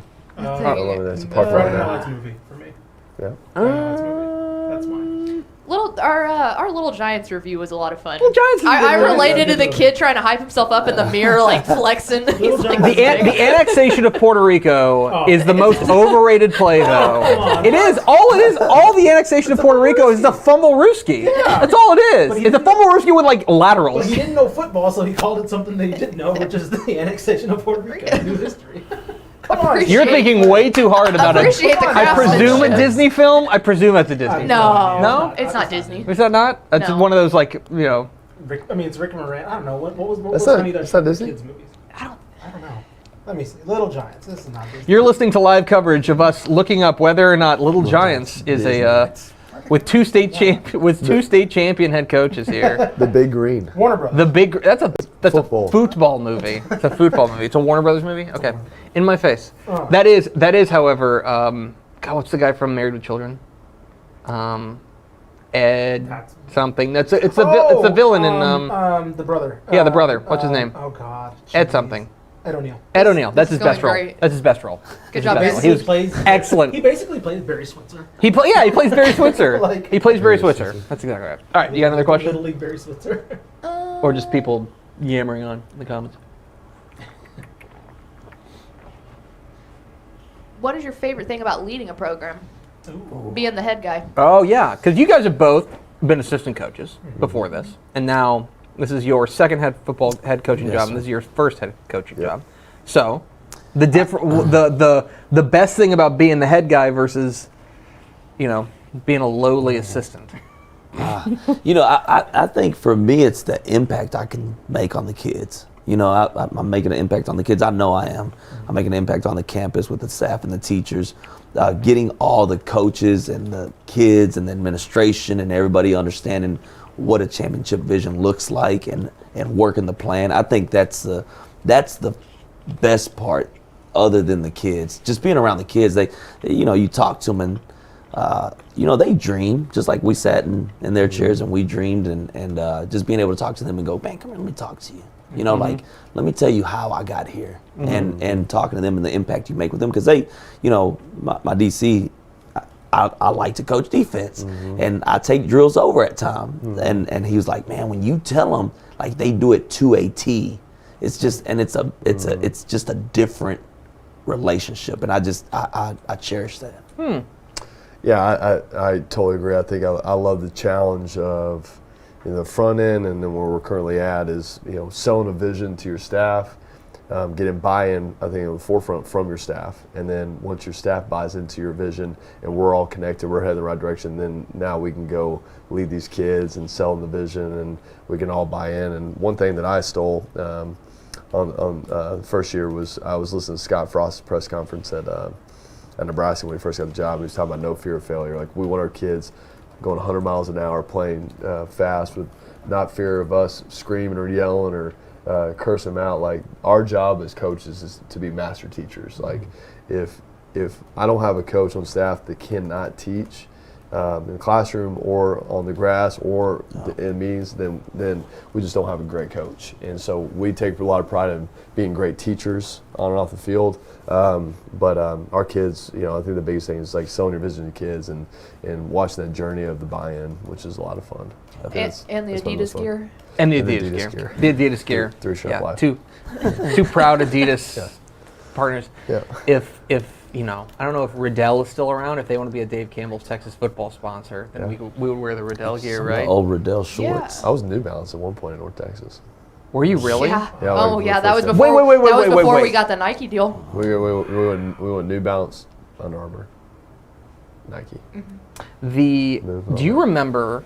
Here's a blast from the past. And there was a week when Texas Tech was really cooking with Cliff Kingsbury. They had the They had the weird the guy. yeah, it was like a guy who's like Yeah. like whatever their the logo was. Yes, it was so bizarre. They were. It really felt like the last of a dying breed, because at that point it was like consolidating. It's like you were either a Nike or you're an Adidas. Basically. We wore y'all wore sport belt. No. Sport belt. We were sport belt. Sport belt. Sport belt. That's Southland. Tell me all about Before Sport my Belt. time. I'm learning Must be a more. Southlake company. And It didn't last long. nothing wrong with it. From a I just- manager's business. Yeah. Yeah, I can't. We were Sport Belt. I don't know if Sport Belt's still around, but shout out Sport Belt. Yes, shout out Sport Belt and whatever. If you're listening, you want to sponsor Sport Yeah, if you Belt? want to sponsor the Bring it at back. Ashley The watch _ pickle 12, you I'll can be wear a sponsor Sport of the watch Belt, along. I guess. And whatever the weird company that sponsored producing the Texas Tech jerseys in the early 2000s. Yes. If you wanna hop on with us at we look Ashley up that _ company? pickle I know 12 exactly what you're on talking Twitter. about. You know what I'm talking about? Yes. Those were weird jerseys Yes. too. Like I don't know. I never knew what that brand was. No. That logo. And it felt like that was the ones that wore only it. school. They were. It was one school, one sport. It was Texas Tech football. And yet Cliff Kingsbury. they had Cliff Kingsbury, he might have been like a Heisman finalist, Yes. and he's like thrown around in like some Gumby. fly-by-night organization. All right, what's next? A non-sports question here. Oh, great. What is your favorite place to get a burger? This might be. I gotta be honest. This might be Well, the question that is the most controversial too. Whataburger's an easy one to say, so I'm going to push that aside. That's very smart. That's a politician. Shaps. It is owned by Nolan Ryan. He's got several, and there's one in Keller. But yeah, it is Shaps. Shap. It's like CHA. It's Chaps. CHAPPS. So Nolan Ryan. But okay. It's not two piece. With two P's, not one. Not one. We don't speak of the one with two- one P. two. Do we have an update on Westlake, by the way? Just out of curiosity. No reason. Yeah, I can get that for you. It's a Hang on. solid burger. Okay. Solid Sandy? burger. Man, I like hamburgers, so I'm not very picky on that deal. 35 You know, There it's a good hamburger from anywhere. I usually like finding those hidden gems. There was a little place in Central Texas when we drive down to College Station. I can't remember the name, but it's like a $5 burger, but Yeah. it was the best hard to thing. mess up a burger. Yeah, it was the best thing ever. What about you? Mine, Austin people know this. Top Notch in Austin on Burnett Road. Used to be across from. I've been there. Oh God, what was the old mall? North Cross Mall. I know. Oh man, And, by yeah. the Anderson Golf Course over there. See, of course you would know that. I wouldn't know where the golf course is. Come on now. And so no, it looks like a Sonic from the outside. Drive-throughs drive-through windows everywhere, but there is an indoor spot. That's the best burger outlet. Pickle? I know. Come on. You gonna Around you're gonna cape here- for storms? I was gonna say. Oh, absolutely. I'm gonna cape Cape for for Storms? Storms. Storms is great. Around here Storms. though, RG Burger in Denton. RG. It is over there off of. It's on the other side of 288. Real good. This is real gentrified, energy here. Just being honest. I know what I'm saying. I don't know. Twisted Root is really good. Do you have Twisted Root burger? I've not. Okay, Twisted Root. There's one in Deep Ellum. There's one in a Coppell good burger. right over here. There's one like in Austin, Coppell now. Coppell. It's a good Stuff like that. hamburger. It's a very good burger. It's gotten very It's been like it's very been the tip of the gentrification spear in a lot of ways. That's a big Instagram. Exactly right, but it's really good. Like I mean, it's not their fault, but the burgers are really good. Yeah, shout out to them, and if you want to sponsor it, at Ashley_pickle. By the way, 12. I'm at Ashley_pickle12, and we have a response from Joey McGuire. Let me respond because He said, "Oh God." My text was, quote, Frank Sandoval says you had a rule that your coaches couldn't look at the big screen at AT&T Stadium. Confirm. Response from Joe McGuire. Haha, that is true. I would jump on their tail. Explain that is not where the game is being played. That's right. Hey. Which is a good point. An excellent point. That's the nice version. Ask him if you have the same rule. Oh, do you have I promise the you, same I rule with Baylor? I would bet money right now that he told Coach Rule, can't let anybody look at the big screen. All right, I have a text in I'd make to you a bet. Coach McGuire right now. and we'll see. Tell Coach McGuire I say hi. All right. Joke. I will also, when he responds, I'll tell him that Riley Dodge says hi. All right, do you have one more question? Yeah. As we round out halftime. Talk about the importance of your middle school programs. Oh. That's a good one. Yeah, it's huge. We have 2 in town, Dawson and Carroll. We're fortunate enough to, I think we're still pretty unique where we kind of have a small town feel to us. We're Carroll ISD we're still a 1-horse town. So that's obviously a benefit for us. Everybody in town is a Dragon from the elementary all the way to Carroll Senior High School. Yeah, it's huge. So we try to be around the guys as much as possible at both middle schools, and I got coaches were kind of all over the place, but we got great middle school coaches, and they work their tails off, and yeah, but that's where it starts, and we have an amazing Dragon youth football program in town, kindergarten through 6th grade, so it starts young in our town. So. And you're in a different situation because you obviously have multi-school ICU. We have 11 of them, and so 2 of them feed to us. It's AC New with Coach Sergio Gonzalez, which he does a great job, and then Frazier with Coach Chad Tolentino and those guys. We try to get down there as much as we can in the off season. It's a little easier. We designate a coach that goes down to each campus 3 of the 5 days. And throughout the season we're down there, man. But I think the biggest thing is just connecting those kids, and it's a little bit different because I was talking to somebody about South Lake and how everybody's a Dragon, and I thought that was the coolest thing ever because I think you instill in that kid, hey, you're a Dragon, that's what you are. Well, and kind of where we're at, it's a little bit different of a setup, but biggest thing is going, hey, you're a West Mesquite Wrangler, that's what you're going to be.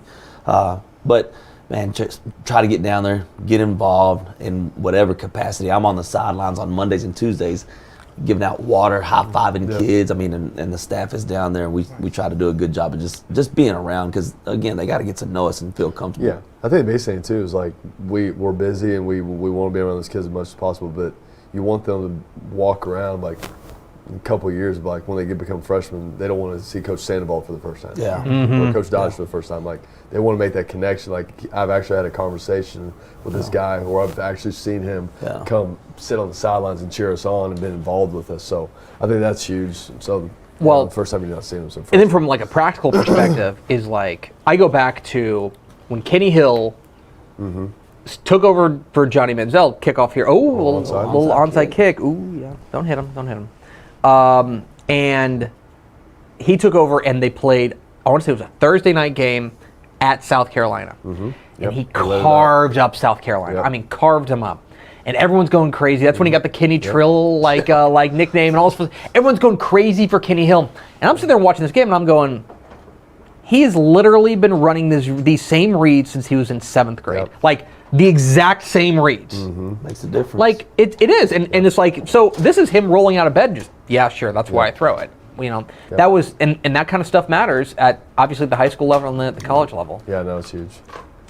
All right. So Vandegrift takes over starting the second half up 21-0. Welcome into the Dave Campbell's Texas Football Watch Along. I'm Greg. He says McGuire says he did suggest it to Rule whenever whenever they played at AT&T. I made a bet he did. I kind of know the guy. We're into the third quarter. This is the Dave Campbell's Texas Football Watch Along. Texas Football Watch Along. I'm Greg Tepper. Ishmael Johnson usually sits here. That's Ashley Pickle. You want to wave? Pickle. There's Pickle. You see her. That is South Lake Carroll head coach Riley Dodge. That is West Mesquite coach Frank Sandoval. We're watching Vandegrift and Cedar Ridge. Vandegrift has the ball up 21-0, now facing 3rd and 5 on their own 45 to start. First possession of the second half. Snap back to the quarterback who fires a strike, and that feels. So is Braden Buchanan throwing a strike there. Number 11 is Graylin Spring, and that feels like a big play because if you're Cedar Ridge, you're probably coming out here and going 3 and out, right back in this thing. Well, they came out and onside kicked it, so you know what the halftime speech was. Yeah. You know they're going to come out and Try be to get some aggressive. momentum. Yeah. A little bit of Quads, FIB.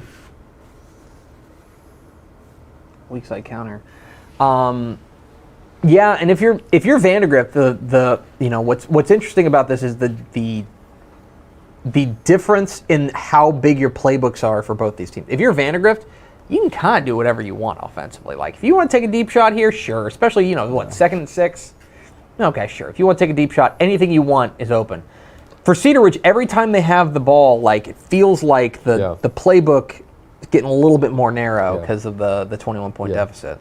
I do think that as a Vandegrift, as a play caller on the offensive side of the ball, yes, we are up 21-0, but this drive right here is for both ball clubs, but for the offensive team right here in Vandegrift, this is a crucial drive because we have an opportunity right here to kill their will. You can win the game right here. I mean, you can, you really can. So, but I think that one of our goals is to score either on the first drive or the first half or the second half, and when we do both, it's 100% that we win the football game. So, but yeah, that's crucial coming out of halftime. But same thing for Cedar Ridge, they got to get stopped. Well, here's 3rd and 6. It's a large play.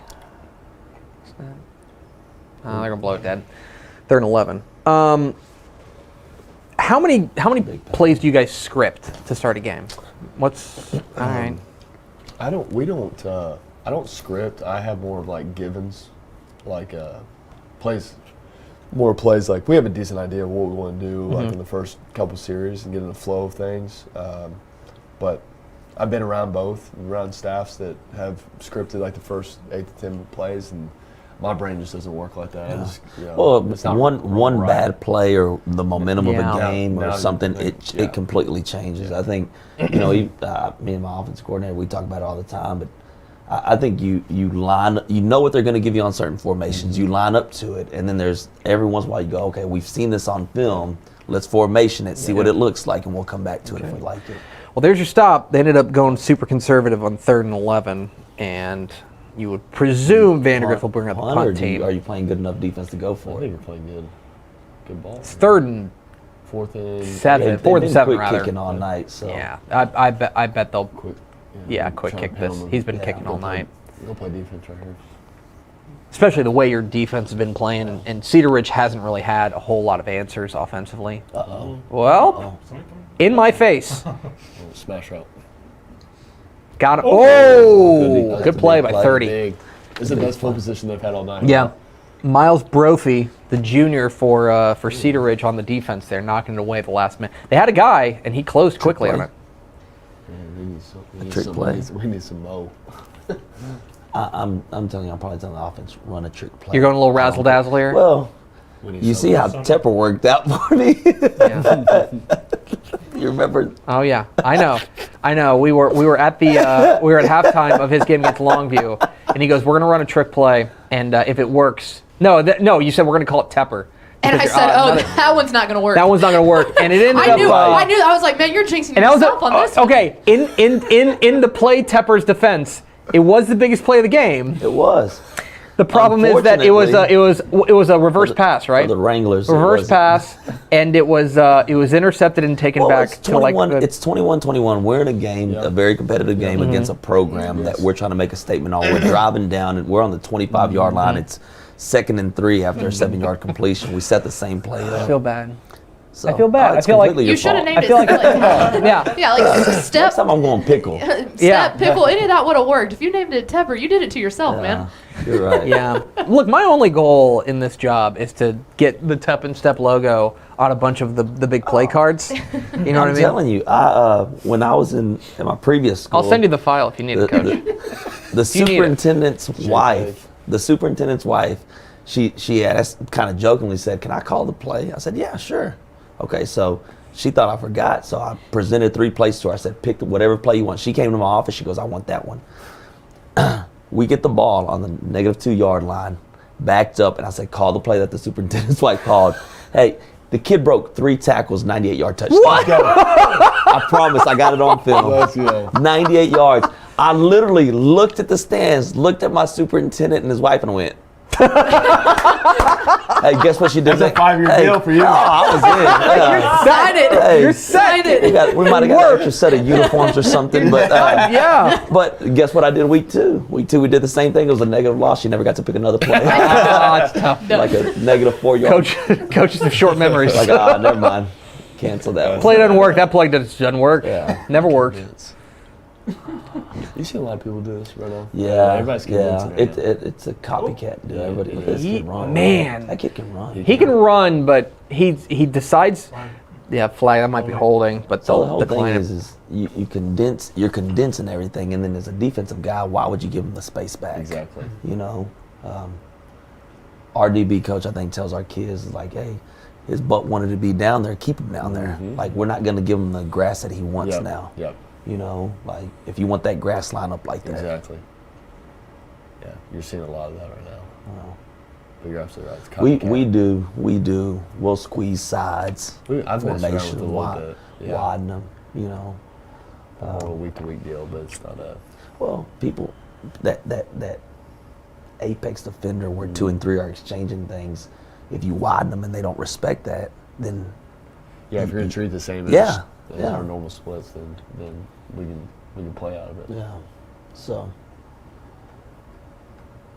You know, we agree. We're just our silence is us agreeing. I was like, what are you thinking of that, Greg? That's a good point. 3rd and long. They bring in. Go back. Oh, Come on. get going. Come on. Get a block. there you go. Not gonna be enough after the holding that's penalty, the receiver, but right? That's Victor Taylor. Yeah. Or no, 16 is No, I'm saying the big quarterback. Yeah. I'm sorry. Yeah, Vic. Got the Yeah. receiver. They threw it to the big tight end Matthew Brooks and tried to get a 4th down. something down. 4th down, and I think it's about 7. So they are probably gonna. I don't know if you'd approve of the mechanics of the quarterback on that one. Yeah, you just got it was a Tim Duncan hook shot. Yeah. Okay. Getting very exotic with punts that are not fake punts. I'm telling you, my man comes But in. Wait a minute. Oh my goodness. What happened? What? Yeah. What did happen? Did they think break a tackle. Come Oh, on. oh, that might be horse collar. No, he wants wasn't one. Yeah, pulled down. he wants it. It wasn't pulled down. It's supposed to be. Oh, an here we go. immediate Here comes the pull down. defensive guy. I'm just saying, it's supposed to be an immediate He knows the pull rule. down. I don't know if that was Sanders or not, but somebody was. That is Drew Sanders. He is hot. Drew Sanders is hot. They threw the flag. They Yeah, did. no, I Yeah, know. he's gonna get it. That's not gonna stop him from being hot. If you ever met Drew Sanders, it's fine. He's He's gonna get his 2 cents in. yeah. He'll make sure. He is heard. Yeah, he's heard. He'll make Yeah, sure he's heard. and then he will be extremely chill and very, Until very you cool. do it again. Until you do it again. He might not emote like that ever again. 15, and we are now officially in. That punt return was kind of weird. Yeah. It was. It feels like. It feels like maybe it was more of a line drive than we thought it was, Yeah. and like suddenly he had it in, or that people thought it was going to be a fair catch. That's what I was gonna think. The job, coverage team FIB. played it like they thought Yeah. it was. This is kill shot territory here for Vandegrift. Keep punching. Bounce outside. Yeah. They got some big guys on that line. Yeah, they do. Vandegrift's that's got a little good bit of size size. up front. They got a little bit of beef up front, and they've been plowing away. You know, it's funny because Cedar Ridge probably has a more quote unquote traditional defensive line where they got a couple of big boys in the middle. You know, traditional kind of even front where a couple of big boys Yeah. in the middle and then more athletic guys off the edge. Yeah. And The 3rd and short. Vandegrift's had trouble running between tackles tonight. They've had everything they've needed to do has really been bouncing it You outside said of. they had coming into this game. They've been throwing the ball pretty well. Huh? Yeah, Yeah. they have. Keep it on the ground. There's between tackles, 1st down. 78. Now 1st and goal at the 8. Kind of see it creasing back too. You can see the kid getting washed down. Left There is a tackle, question big for old you. boy. Is Vandegrift? Marshall Williams.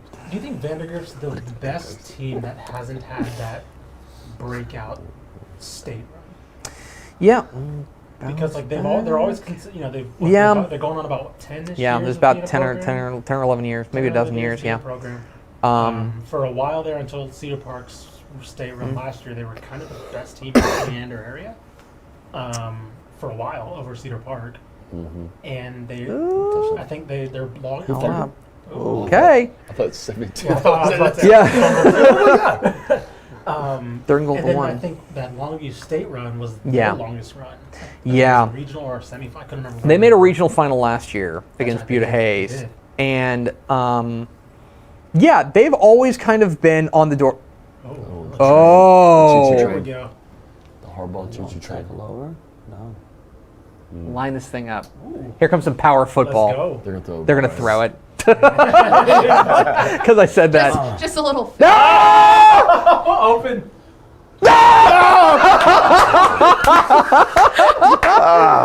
Tony Romo moment. There it is.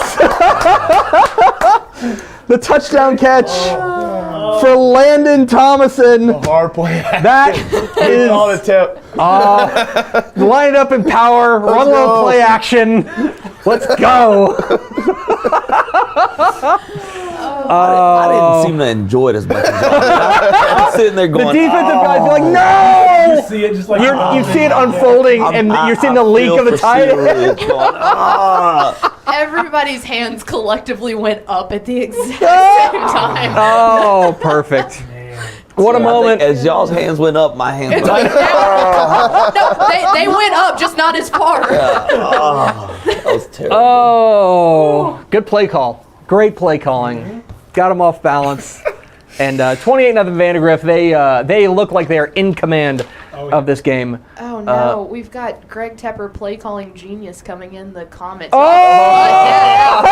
Hey, add it to the resume. Rewind the film. Look, I'm just saying, yeah. I have the power to shut I said, this here thing comes some down." power football. I believe my quote was, here comes some power football. They're gonna throw They're it. gonna And sure enough, listen, look, do I know what I'm talking about with football? a blind squirrel. Many finds a nut people every say now and no, then. including me.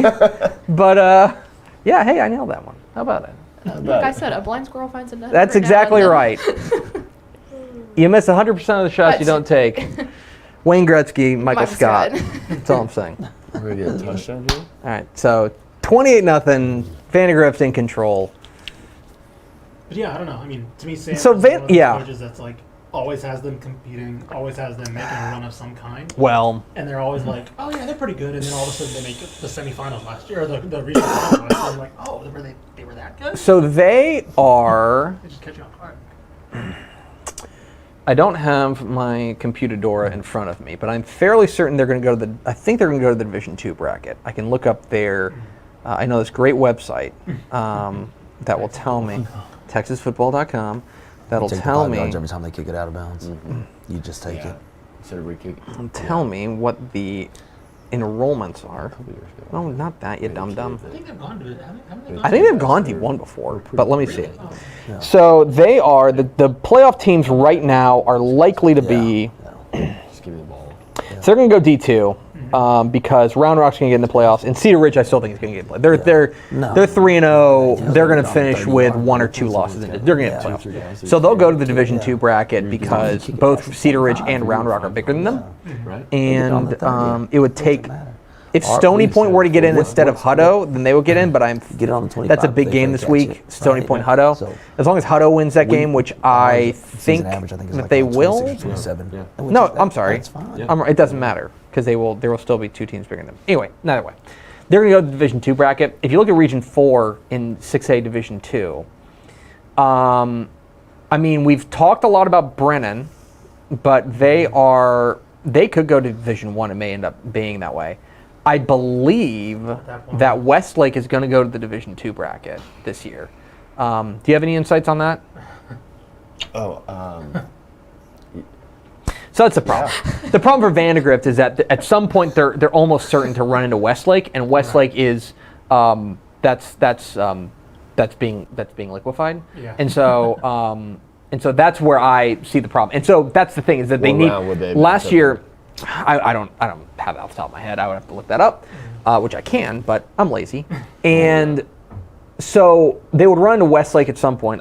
I can't look. So in that district, it's Lake Travis, Westlake. Lake Travis is going to go D1. Bowie's going to go D1, and then Westlake, and then Aikens, or if San Marcos gets in. I was about to say San Marcos. But I just don't see him. 1-0. Because Hayes got in last year and Bowie didn't. Hayes, the real spoiler last year was Hayes. Yeah. Hayes getting in, and then of course making that deep run to the state semifinals.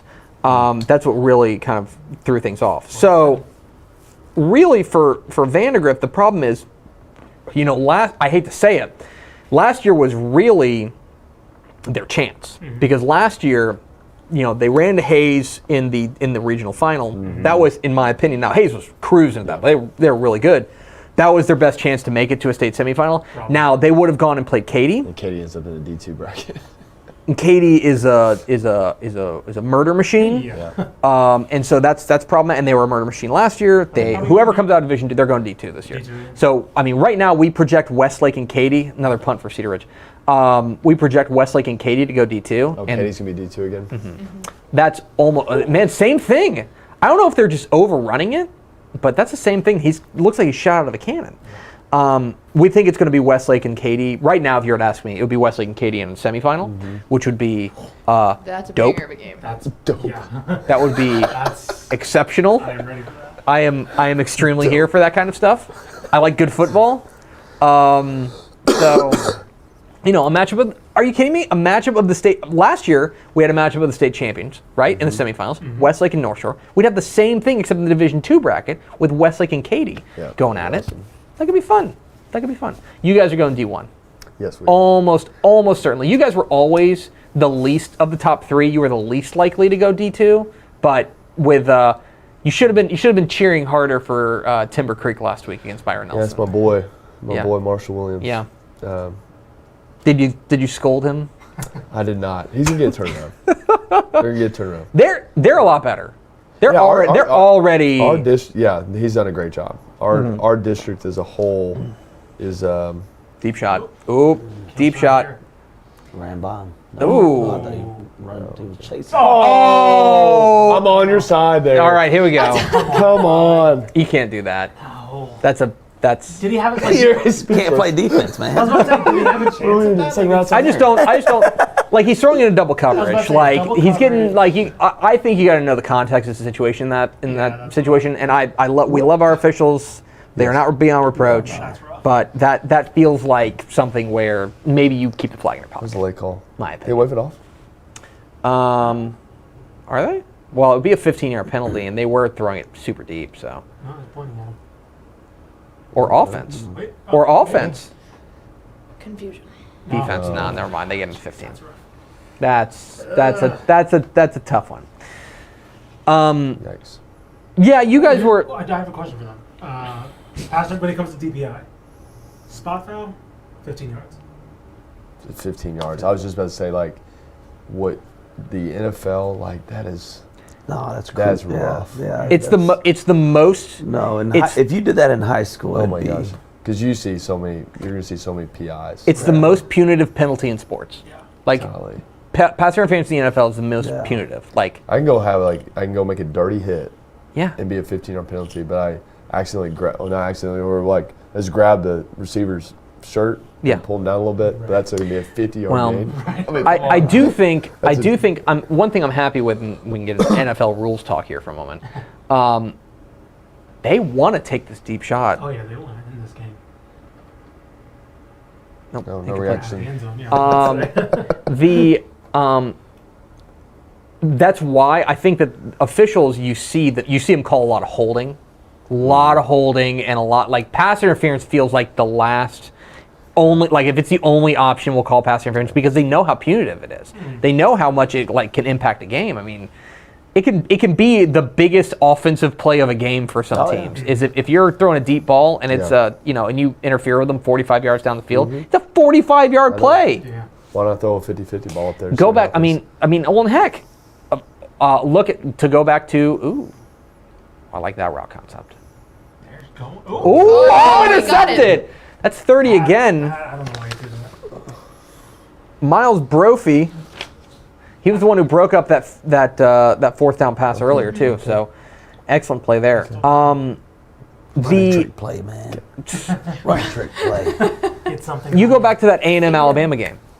One of the biggest plays of that game is the interference on Weidermeyer. Now that's only a 15-yard penalty, but basically they caught Alabama like napping, like they quick snapped them basically. They threw it up to Weidermeyer. The DB basically the only thing he could do was interfere, or else it's going to be a catch and a touchdown maybe. And so he interferes with them. Suddenly it's a 29-yard field goal instead of a 47-yard field goal. No doubt. Anyway, let's pass interference talk. I don't think Cedar Ridge thinks they can protect. Yeah. Did you see 68? 68 is. Did you see? Look at him. Did you see what he did? He's trying to. He's Oh, signaling to throw the ball. Coach, throw the ball. Look, he's doing it again. You tell him, big guy. Oh, God. That's rough. Is that the center? There's not many times an offensive Oh, line man, wants to it's a throw the center. I was ball. about to say. They're still running. No. Here's the thing. They have had a lot more success running the ball than they have passing the ball. With that said, it's a time deficit thing. Like, yeah, you start looking at the game situation, and but I think that, and I tend to agree with Sam Robinson at this point. I don't think he thinks they can protect. Yeah. And especially because they're not sending extra guys. They're just sending 3 or 4, and Maybe at most 5. yeah, and it's been and they've been getting home. Yeah. So Man. anyway. Before the interception, we had an interesting question here. How do you balance the need to staying sharp in a district game this late in the season versus putting your backups in? Like when you're up big like this, when do you kind of decide when that change needs to happen? Every team is so different. It's hard to really answer that question because you don't know what that kid needs. I might have a 3-year starter playing inside linebacker and a first-year quarterback that needs any and every snap he can get.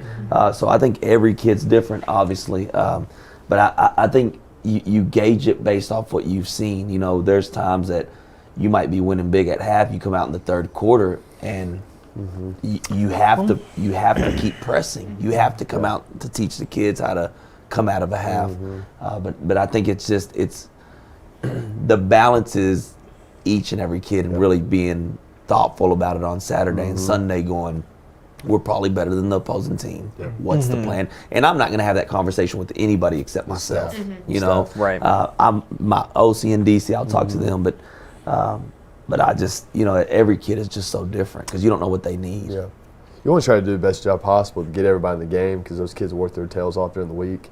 And you want to get them playing time, but I think right now, like 28-0, you're playing your people right now for sure. It's still in doubt. It's still in the balance. Now Vandegrift has a considerable advantage here, but this isn't 58-0. No, you're playing your people right here, and then I think the biggest thing is like what Coach said. Like there's gonna be certain positions you might have like a veteran Mike linebacker. Like hey, we can get him out. Right, but I have a young quarterback that needs every rep, but also you got to also play that game like I got to protect him too. And I've talked to a lot of people.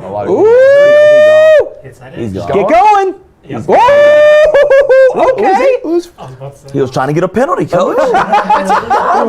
Throw your body. Victor Taylor Jr. I'm not judging. I'm just saying throw your body. Right. Victor Taylor Jr. They run the zone read. Coach, it's a game. Let's go.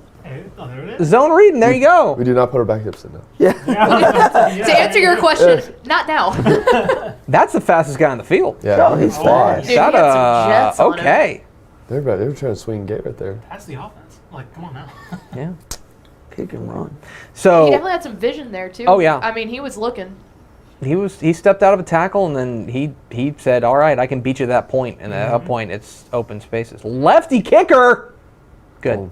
That's Sorry, what we're here for. I like lefty kickers. I can't explain it. I got think, one. I think it's weird and fun. We got lefty. You got a lefty kicker? Yep. Okay, I'm into it. Yeah, kicker and punter. Kick Ram? Oh, is it Same he does thing. both. I was going to say. By the way, to circle back to a previous conversation we were having, presently Vandegrift and Westlake would meet in a regional final. Okay. So that'll be a regional final, which would be a fun regional final. Oh yeah, because I was thinking like, who else is in the region? Maybe Johnson.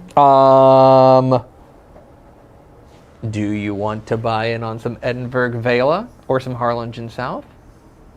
I could kind of would have to see it happen. I would have to see it happen. Those would be right now the third round matchups that we would project right now would be something like Austin Vandegrift against Vela and Westlake against Harlingen South. Both Austin teams would be considerable favorites in that game, in my opinion. But like Cibolo Steele's going to be in that mix. San Antonio Brandeis maybe. Right now we're projecting Brennan to go D1. Who's playing good? Who's playing good this year in the Valley? Edinburgh Vela is really good. Harlingen South, we just had their coach on Monday. Yeah, they were 6-0. Israel Gonzalez. Yeah. He's done an unbelievable job. He They're just really got good. there, right? Yeah. Mercedes is good. They're undefeated. There's probably one or two more. San Benito was good until onside kick. Okay. Who was it? Was it last year or a couple years ago? They had a quarterback. Oh, our boy, ELM Cook. Buddy, are you Sure. talking about Eddie Lee Marburger? Sherilyn Pioneer. Sherilyn Pioneer? Is that it? Yeah. Let ELM Is that your boy? Cook. I will. Our most special Where'd he go boy. to school? UTSA. Is that UTSA? UTSA? He's backing up Frank Harris. He's my guy. So this is. Here we go. Oh, all right. Someone for some ELM talk. You've opened up a can of worms. I got a text from Pickle. She said, "Bring this up." Yeah, exactly. He's our special boy. So, in Marburg, I think it was, we were doing the Miss Texas football a couple years ago. And we were looking up and we were just like, we should start putting together our semifinalists and finalist list. So we started looking up stats around the state. 2019, right? Yeah. 2019. And I just remember looking, I was like, who's this, you see this kid in the Valley? Like, it's like, it was after Landry Gilpin, so we'd already given it to a kid in the Valley. Yeah. So, but we were still like, let's look and see what else is going on down there. It was like 45 touchdowns, 4 picks, like 4,000, like approaching 4,000 yards passing. And I was like, Stupid numbers. Sherilyn Pioneer. And then me and Step, it was to the playoffs.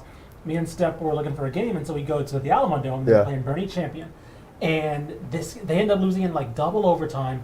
But this kid who I did the cover boy feature on him for that year's magazine, he separated his shoulder before overtime. This is 2018. This is 2018. 2018, then 2019 was the year that... No, because I remember I did the story in quarantine.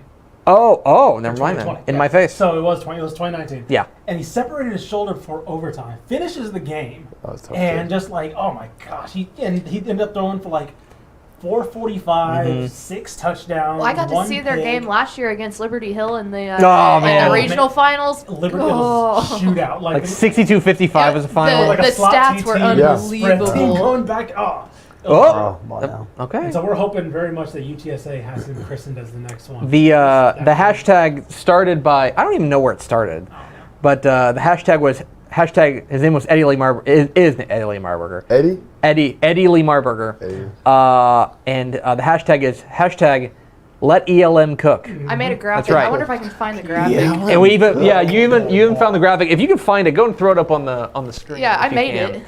But yeah, hashtag let ELM cook. We're big fans. I'm a sucker for like big stories in far-flung areas, right? Yeah. Like if you're an El Paso kid Here and you you're go. Hang on. I'm another going to deep turn shot. this around so Hold you on a can second. see it. Oh, big down to the tooth. There's the deep shot they were looking for. Yeah. And I'll tell you, that's great. Grayland Spring Second again. one, That's too. the guy they've Yeah. needed. Go back. If you want to throw it on the Actually, I can get it up. yeah, put up Hang on the screen. He had an arm. He was great. I loved him. I loved watching him play. If you are a kid who is shining in a far-flung area that doesn't get covered enough, right? If you're in like Texarkana, in corners of the state, El Paso, Rio Grande Valley, like Texarkana area, send it our way. That is manna from heaven from us. Ever since that Bernie Champion game, I was beating. Oh, let's go. Pass. No. Tebow. Oh man, I'll tell you. Credit to the Cedar Ridge defense. They have not quit. Yeah. Like I think they've been put in some pretty bad situations tonight. I was about to say they're gonna call full progress on that. But they have not quit. Give a lot of credit to them. That was a funky little play, from the full house backfield into I know.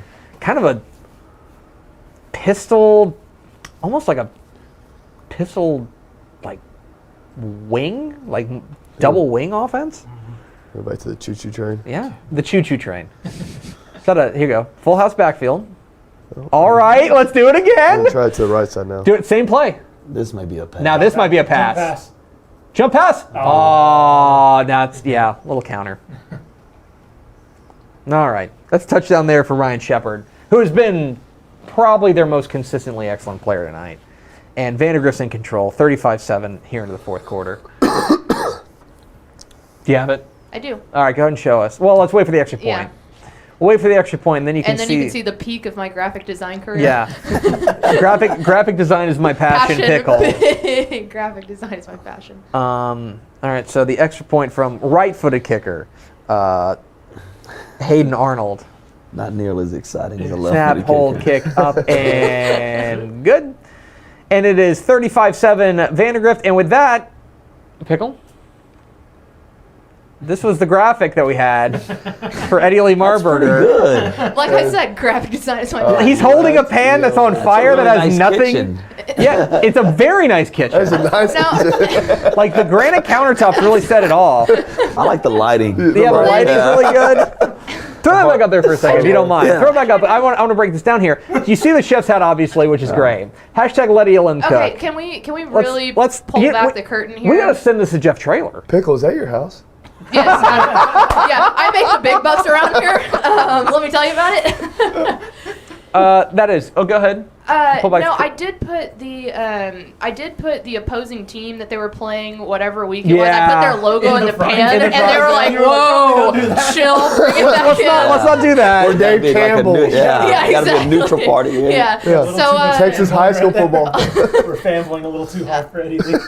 yeah, they were like, "Take off the logo," and I was like, "Okay, if you want to ruin all my fun, I guess." I guess.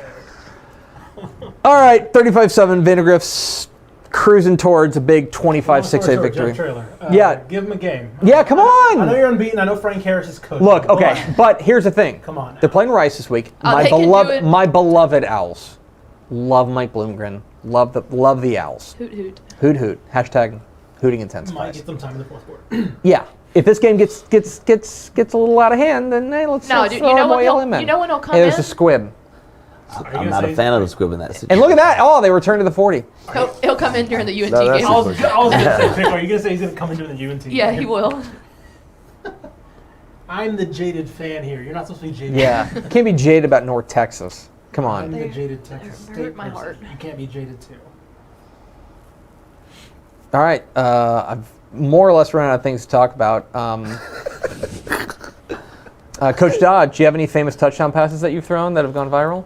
I do not. Zero? None of No, them? none They're that, not. None that spring to come mind. to your stomach at all. No. No, it doesn't hit you in the You're gut not a little feeling it in bit? your gut. Nothing. They just Hit you in the wanna- gut, you just want to Just put out there for everybody. so to speak, as it were. I did ask you at one point, I was like, and you said this in confidence to me, so I'll bring it to the air. I was like, are you tired of saying that? And you I remember like you turned to me and there was a moment, like there's like one of those like pregnant pauses, you like immediately go, yeah. I'm really tired of it. It's a great, you have to admit it's a great play. I will No. say, they did- It's a dime, coach. It's a dime. dime. It's a really dime. good throw. It's really good. Like if you're No, I'll take it. if Caden Anderson made that throw, tomorrow, you'd be like, buddy, It's my boy. that's it right there. You know what I mean? I will say, we only saw it, once during the state championship? Yeah. So I'm surprised. They only hinted at it once. Shout I'm out- surprised they didn't show Shout out more. Bally Sports Southwest for having a little bit of restraint. Also Yeah, for yeah. signing They Pickle only and I's mentioned- paychecks. They only mentioned the throw once. You know, That's how I got that overkill it. kitchen. Yeah. They didn't overkill it. They didn't overkill. They could have just run it on like a loop and like picture in picture. Oh man. We got about 7 minutes left. Okay. If we're Oh, okay. Heads up. There you go, Nice little 5. play there. Is that 5? No, it's 4. Yeah. We do have another question here. Sure. Step is actually on the Facebook comments yelling at me to check my Slack chat. So here's your question Ah, here. God. With realignment coming up, do you have a coach on staff who is in charge of mock alignment Ooh. projections, and do they get broken down in the field house? Interesting. We do. Chase Epley. Chase Epley? Is our playoff guy, bracket guy, setting everything up, and then realignment guy. So I did not give him that job Cedar Ridge Bell title. fourth. He loves it and is a geek about it, and so. But yeah, he likes. I got him. Kind of mess around with that. Yeah. Okay, first down. And guess who it is? It's Victor Taylor Jr. Yep. He's been their whole team tonight. Yes. Of course, Number 5's been great. Yeah, he asked the realignment question. What about you? It is me. I mean, I just. I am nerd. Yeah, I'm that guy. You sit there and you try to, have a good guesstimate and figure things out. And I don't put a whole lot of stock into it because it's not something I can control. But I do like to look at certain things and just kind of see where we're at. Toughest thing for us is this time of year is non-district games.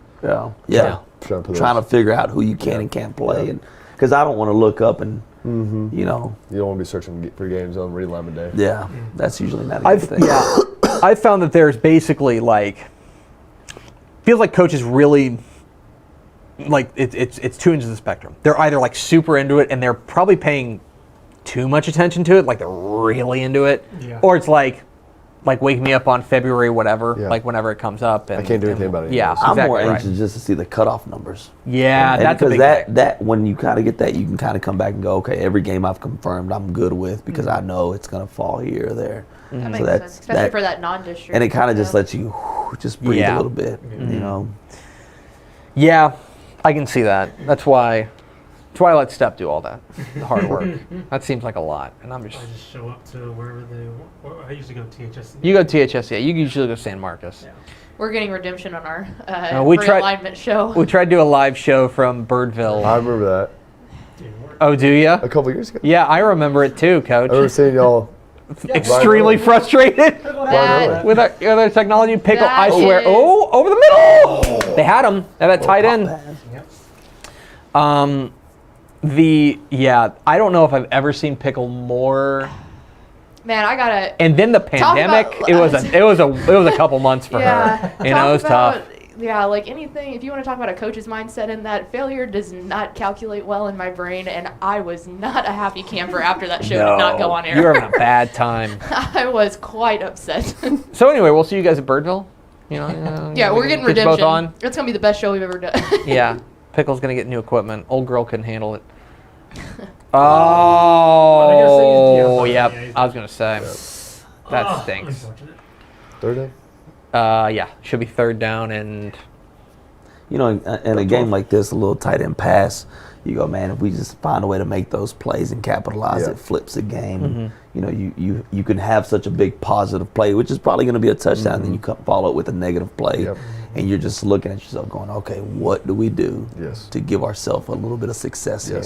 You want to get, doesn't look like they're going to pull it out, but you want to try to get some confidence going into just something before you put your head on the pillow.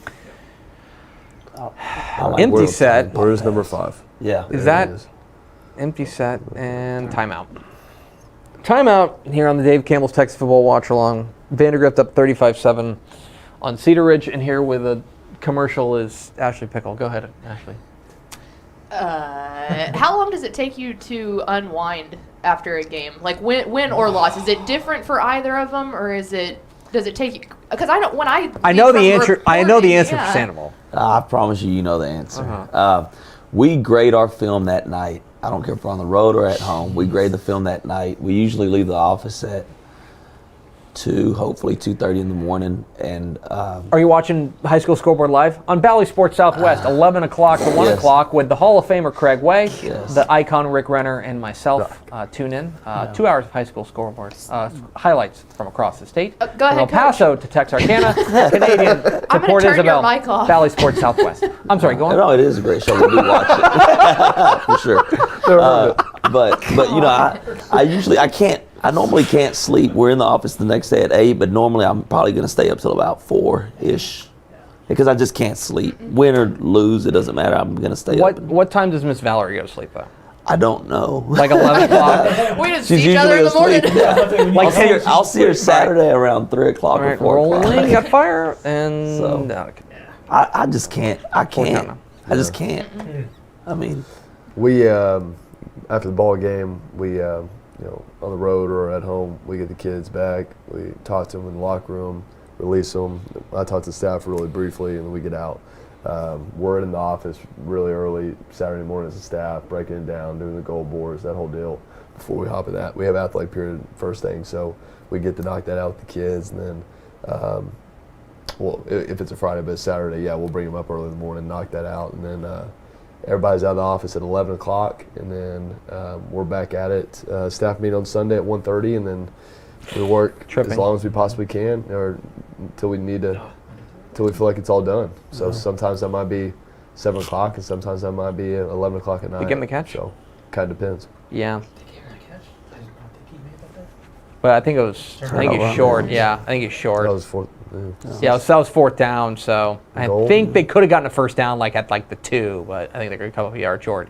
I thought that catch was pretty dicey there. So you know, if you're Vandegrift, you might be a little mad. I remember you guys saying it's a copycat league, and football kind of a copycat sport. You guys have your own systems and all that, but what I like about this is kind of about coaching school too. When you go to clinics, coaching school, and you see a lot of these, some of your peers, some of college coaches do, talks. How often do you guys go to those clinics and say and like afterward and go like, oh, we're going to use that, you know, like because you mentioned the copycat thing with the defense now, like. I'm not saying everybody got from the same convention, but like I'm saying, you could have gone to something and seen the same thing as everybody else. Yeah. How often do you guys go like, oh yeah, no, we use that? Especially the big clinics. I try to. It's always good to, obviously you want to go listen to guys talk, but sometimes when it's kind of scripted, you don't get as much as you want to out of that speaker. And us as coaches, we don't want to give them everything, but there's always like 2 or 3 guys that I'll hit up before the clinic. Like, hey, I'd love to sit down and talk with you for an hour or so and talk some ball, and I get more out of that to sit on the side. But there's always like 2 or 3 guys. Like, I like talking. I was trying to pick out someone 4A, 5A, not necessarily 6A. Probably someone we're not playing, someone that's going to open up a little bit. We can share some ideas. So I get a lot out of that. Just like on those side tables in the hallways and stuff like that. Get away from the clinic room a little bit. But absolutely, yeah. I mean. There's people you're watching and kind of talking ball with people you trust. Like, man, you got to talk to this guy. Like, they're doing some really good stuff. You need to go Do you usually talk with offensive guys like yourself, or do you like to talk to defensive guys? I do like to talk to defensive guys. I think as a head coach now, like when you hire really good people, eventually they're going to go get head jobs. And so that was some of the greatest advice I got before I became a head coach when I was a coordinator. Is like, Bill posted, when you become a head coach, you need to make sure you're going to have a coordinator, you're going to have an offense guy, you're going to have a defense guy, but make sure you always have a short list. And you're always keeping it, have an idea of, it might be someone on your staff that's doing a heck of a job, you can promote them, but you also want to, like, who's doing a good job around the state of Texas, and it doesn't have to be in the 6A ranks or the 5, what I mean, but yeah, like, to answer your question, yes, I like talking to the defense guys as well and kind of picking their brain and like, what would you do versus this? Or I also like talking to guys that you have a good relationship that you've played and say, all right, so like we played Keller the other day, me and Carl Strahler are good buddies, and we always talk about 2 or 3 hours after the game, let it settle. I said, what'd you think about us before, and now what'd you think about us after? And then so what are some of our tendencies? And I'll share some of ours going to the game. So that's always nice when a guy will open up and talk ball with you. I think going to clinics is always good because you try to find a nugget here and there. But I'm with Coach Dodge on it. I mean, I'm probably going to pick up the phone and go, hey, do you mind if I come out and just watch? As a head coach, you see things differently. Usually you start with like some of the logistical stuff. Like, oh man, that's a good idea on practice, or that's a good way of running the meetings, or so normally it's I'm picking up the phone. I bug the.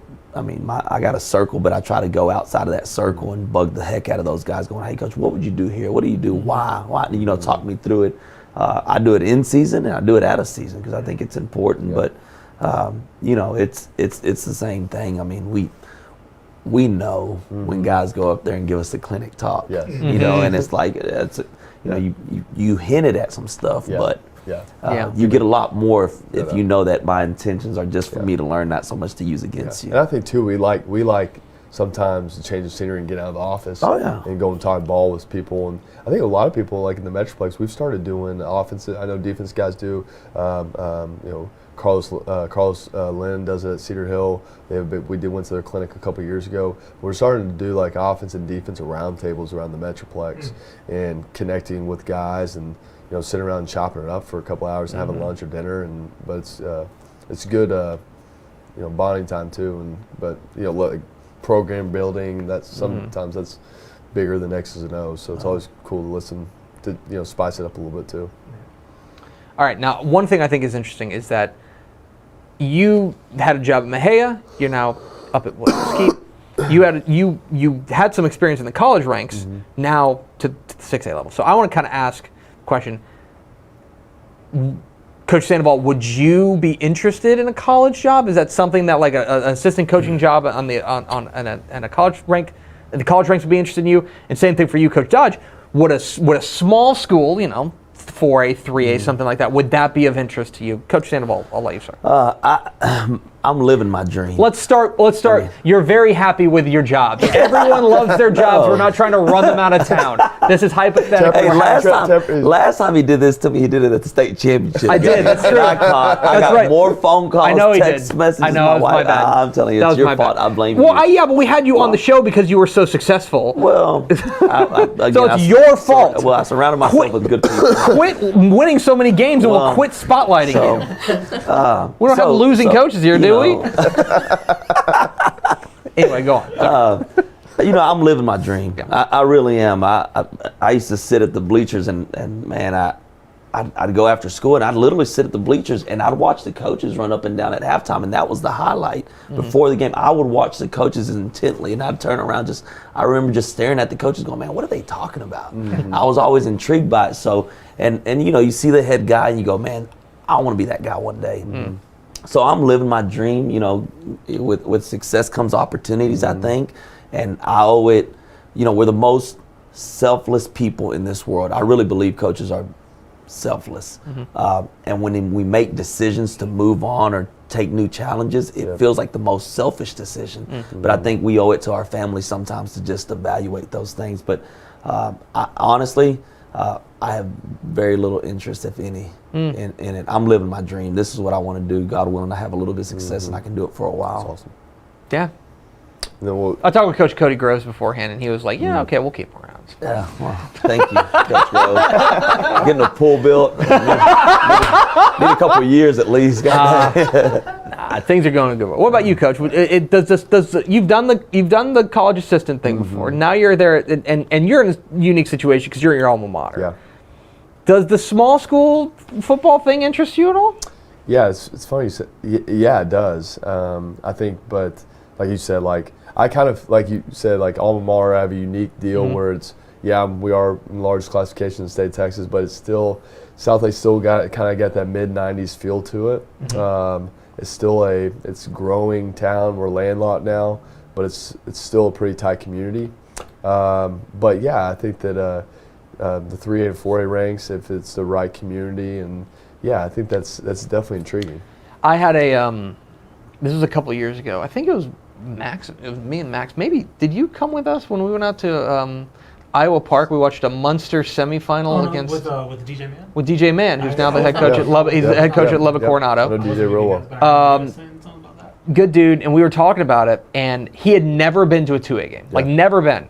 And we went out there, and he was just like, this place, this is like what? Like this, like a whole new world. You know what I mean? And that's the thing is that I think people think of there's been a lot of coaching changes in the past offseason of guys who are going from big schools to small schools, right? Like I look at Chad Rogers. Chad Rogers is at Denison. He goes to Tioga, right? Like guys going from big schools to small schools. Mike Fuller a few years ago was at Coppell. He went to Decatur. Weatherford or Brock. That was assistant. who was that? I can't remember his name.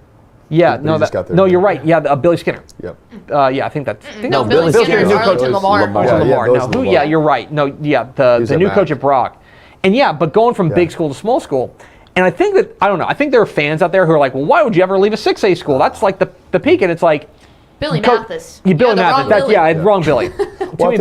I think it's probably different for there's other people in similar situation to me where I am maybe 5 or 6A, but I'm still a one-horse town. Right. But there's also, and I've also been a high school coach as an assistant in a multi-school district. There's pros and cons to both, right? There really is. I was a coordinator in Flyby Marcus, but I think when you're in coaches being at Mejia, but I think there's something to say when the community is, everything is about one thing, right. but everybody, apples and oranges, I guess. Yeah, and you were at Mejia, and it's like that's a unique one school town, stuff like that. You got to bring back the black cat helmet, which is still the best thing you've ever done. So like, good. I mean, when I saw that, man. That was So man. good. If you've not seen the Google Mejia black cat helmet, and it'll pop up. It is. From the '89 state champ team, man. Man. It was so good. It was, it was really cool, and that's the thing is, you're at a South Lake, you're at a Cedar Hill, you're at these unique big schools that are probably very similar to those small schools. But I'm telling you, at small schools, it was important. I'm telling you, athletics in Mejia, Texas, it's important. There's a lot of small towns where you better, sometimes I felt more pressure there than I do, some other places going on. You couldn't go in one town. Yeah, without someone going, Coach, what happened? I was like, in Llano, you have to drive 40 minutes to get to a Walmart, but darn sure everywhere's shutting down for game day on Friday night, Yeah. It's a different feel to it when you're at a small town, because everybody knows who you are and everybody knows every kid that's played, and they want to know why that kid, and they know everything. Let me tell you, there's no secrets. My dad's first job was at Cameron. And we did not start off hot in Cameron, Texas. And I remember waking up as a 6-year-old early in the morning after a ball game, and we had for sale signs all in our yard. Whatever happened to that coach? Dad, what is this? Who just got here? Did that coach ever go on to do anything? He's okay. Can't. No. Still bobbing along. I'm sure he's working somewhere. That's fine. By the way, do we have a Westlake update? I don't know. Like hypothetically. By the way, it looks like Vandegrift. I think everybody's got their twos in right now. That Vandegrift, I think, had some whole hog. Had some whole soldier. And there it is. That's ball game. There you go. All right, I nailed it. That's it. Vandegrift wins it, 35-7 over Cedar Ridge on this, the Dave Campbell's Texas Football Watch Along. Pickle, final thoughts. I just remember we didn't take any vlog footage. Oh, that's problematic considering we've been doing this for 3 hours. Thanks, Tup. All right. Coach Sandoval, thank you so much for joining us. We really appreciate it, man. Thank you guys for having me. I appreciate all the love and support that y'all give me and the West Mesquite Wranglers. When's the next game? Next Thursday. Next Thursday versus Wiley East at Wiley East. Now, let's get a win. All right. plan. All due respect, I have to play both sides. Yeah, so all due respect to Wiley East, but let's go get a win. Yes, sir. That's the plan. Coach Dodge, appreciate your time. Appreciate Yes, you hopping on. When's the next game? We play next week on Friday at Eaton. At Eaton. Yeah, okay. at Eaton. 10. Actually, Thursday. 10 Thursday fake at Eaton. punts. 10 fake punts. 10 fake punts. But are you starting with the onside kick? It's like the Pulaski Academy guy. Yeah. Oh. Dude, he's a college coach now. That's right. Kevin Kelly, he's a Presbyterian. That's mentality we're And they're putting up like 70 points a game. Watch out, man. Guys, we really appreciate you guys hopping on and doing the Dave Campbell's Texas Football Watch Along. Thank you for tuning in to this and listening to our nonsense. Well, our nonsense, their insights. We appreciate it. Please subscribe to TexanLive.com. And for Dre Matula and Tommy Yarishback and Miss Haley, who was running camera tonight, and our guy Jesse Wolf putting on everything for Texan Live. Yes. We appreciate all that they do. Thanks to all the technical people who actually make this thing work. All we do is put on a microphone and talk, so we really appreciate it. Tune in to Texas Football Today tomorrow, which, by the way, Coach, I don't know if you know this, we do that show every weekday. Yeah, I found that out today. So I'm trying. I thought it's my fault. I'm a avid listener. No, it sounds like it. And I want to be the first in. I want to be the First four through the door. First four through the door. That's He's my goal. challenging y'all. Okay. So. I found out how to do that now, and now I'm going to try to do it. We have a show tomorrow at noon. Okay. TexasFootball.com, Facebook, YouTube, and Twitch. Bring Vince Young up here. That's going to do it for us. Pickle, thanks for running the board. Yep. We'll see you tomorrow.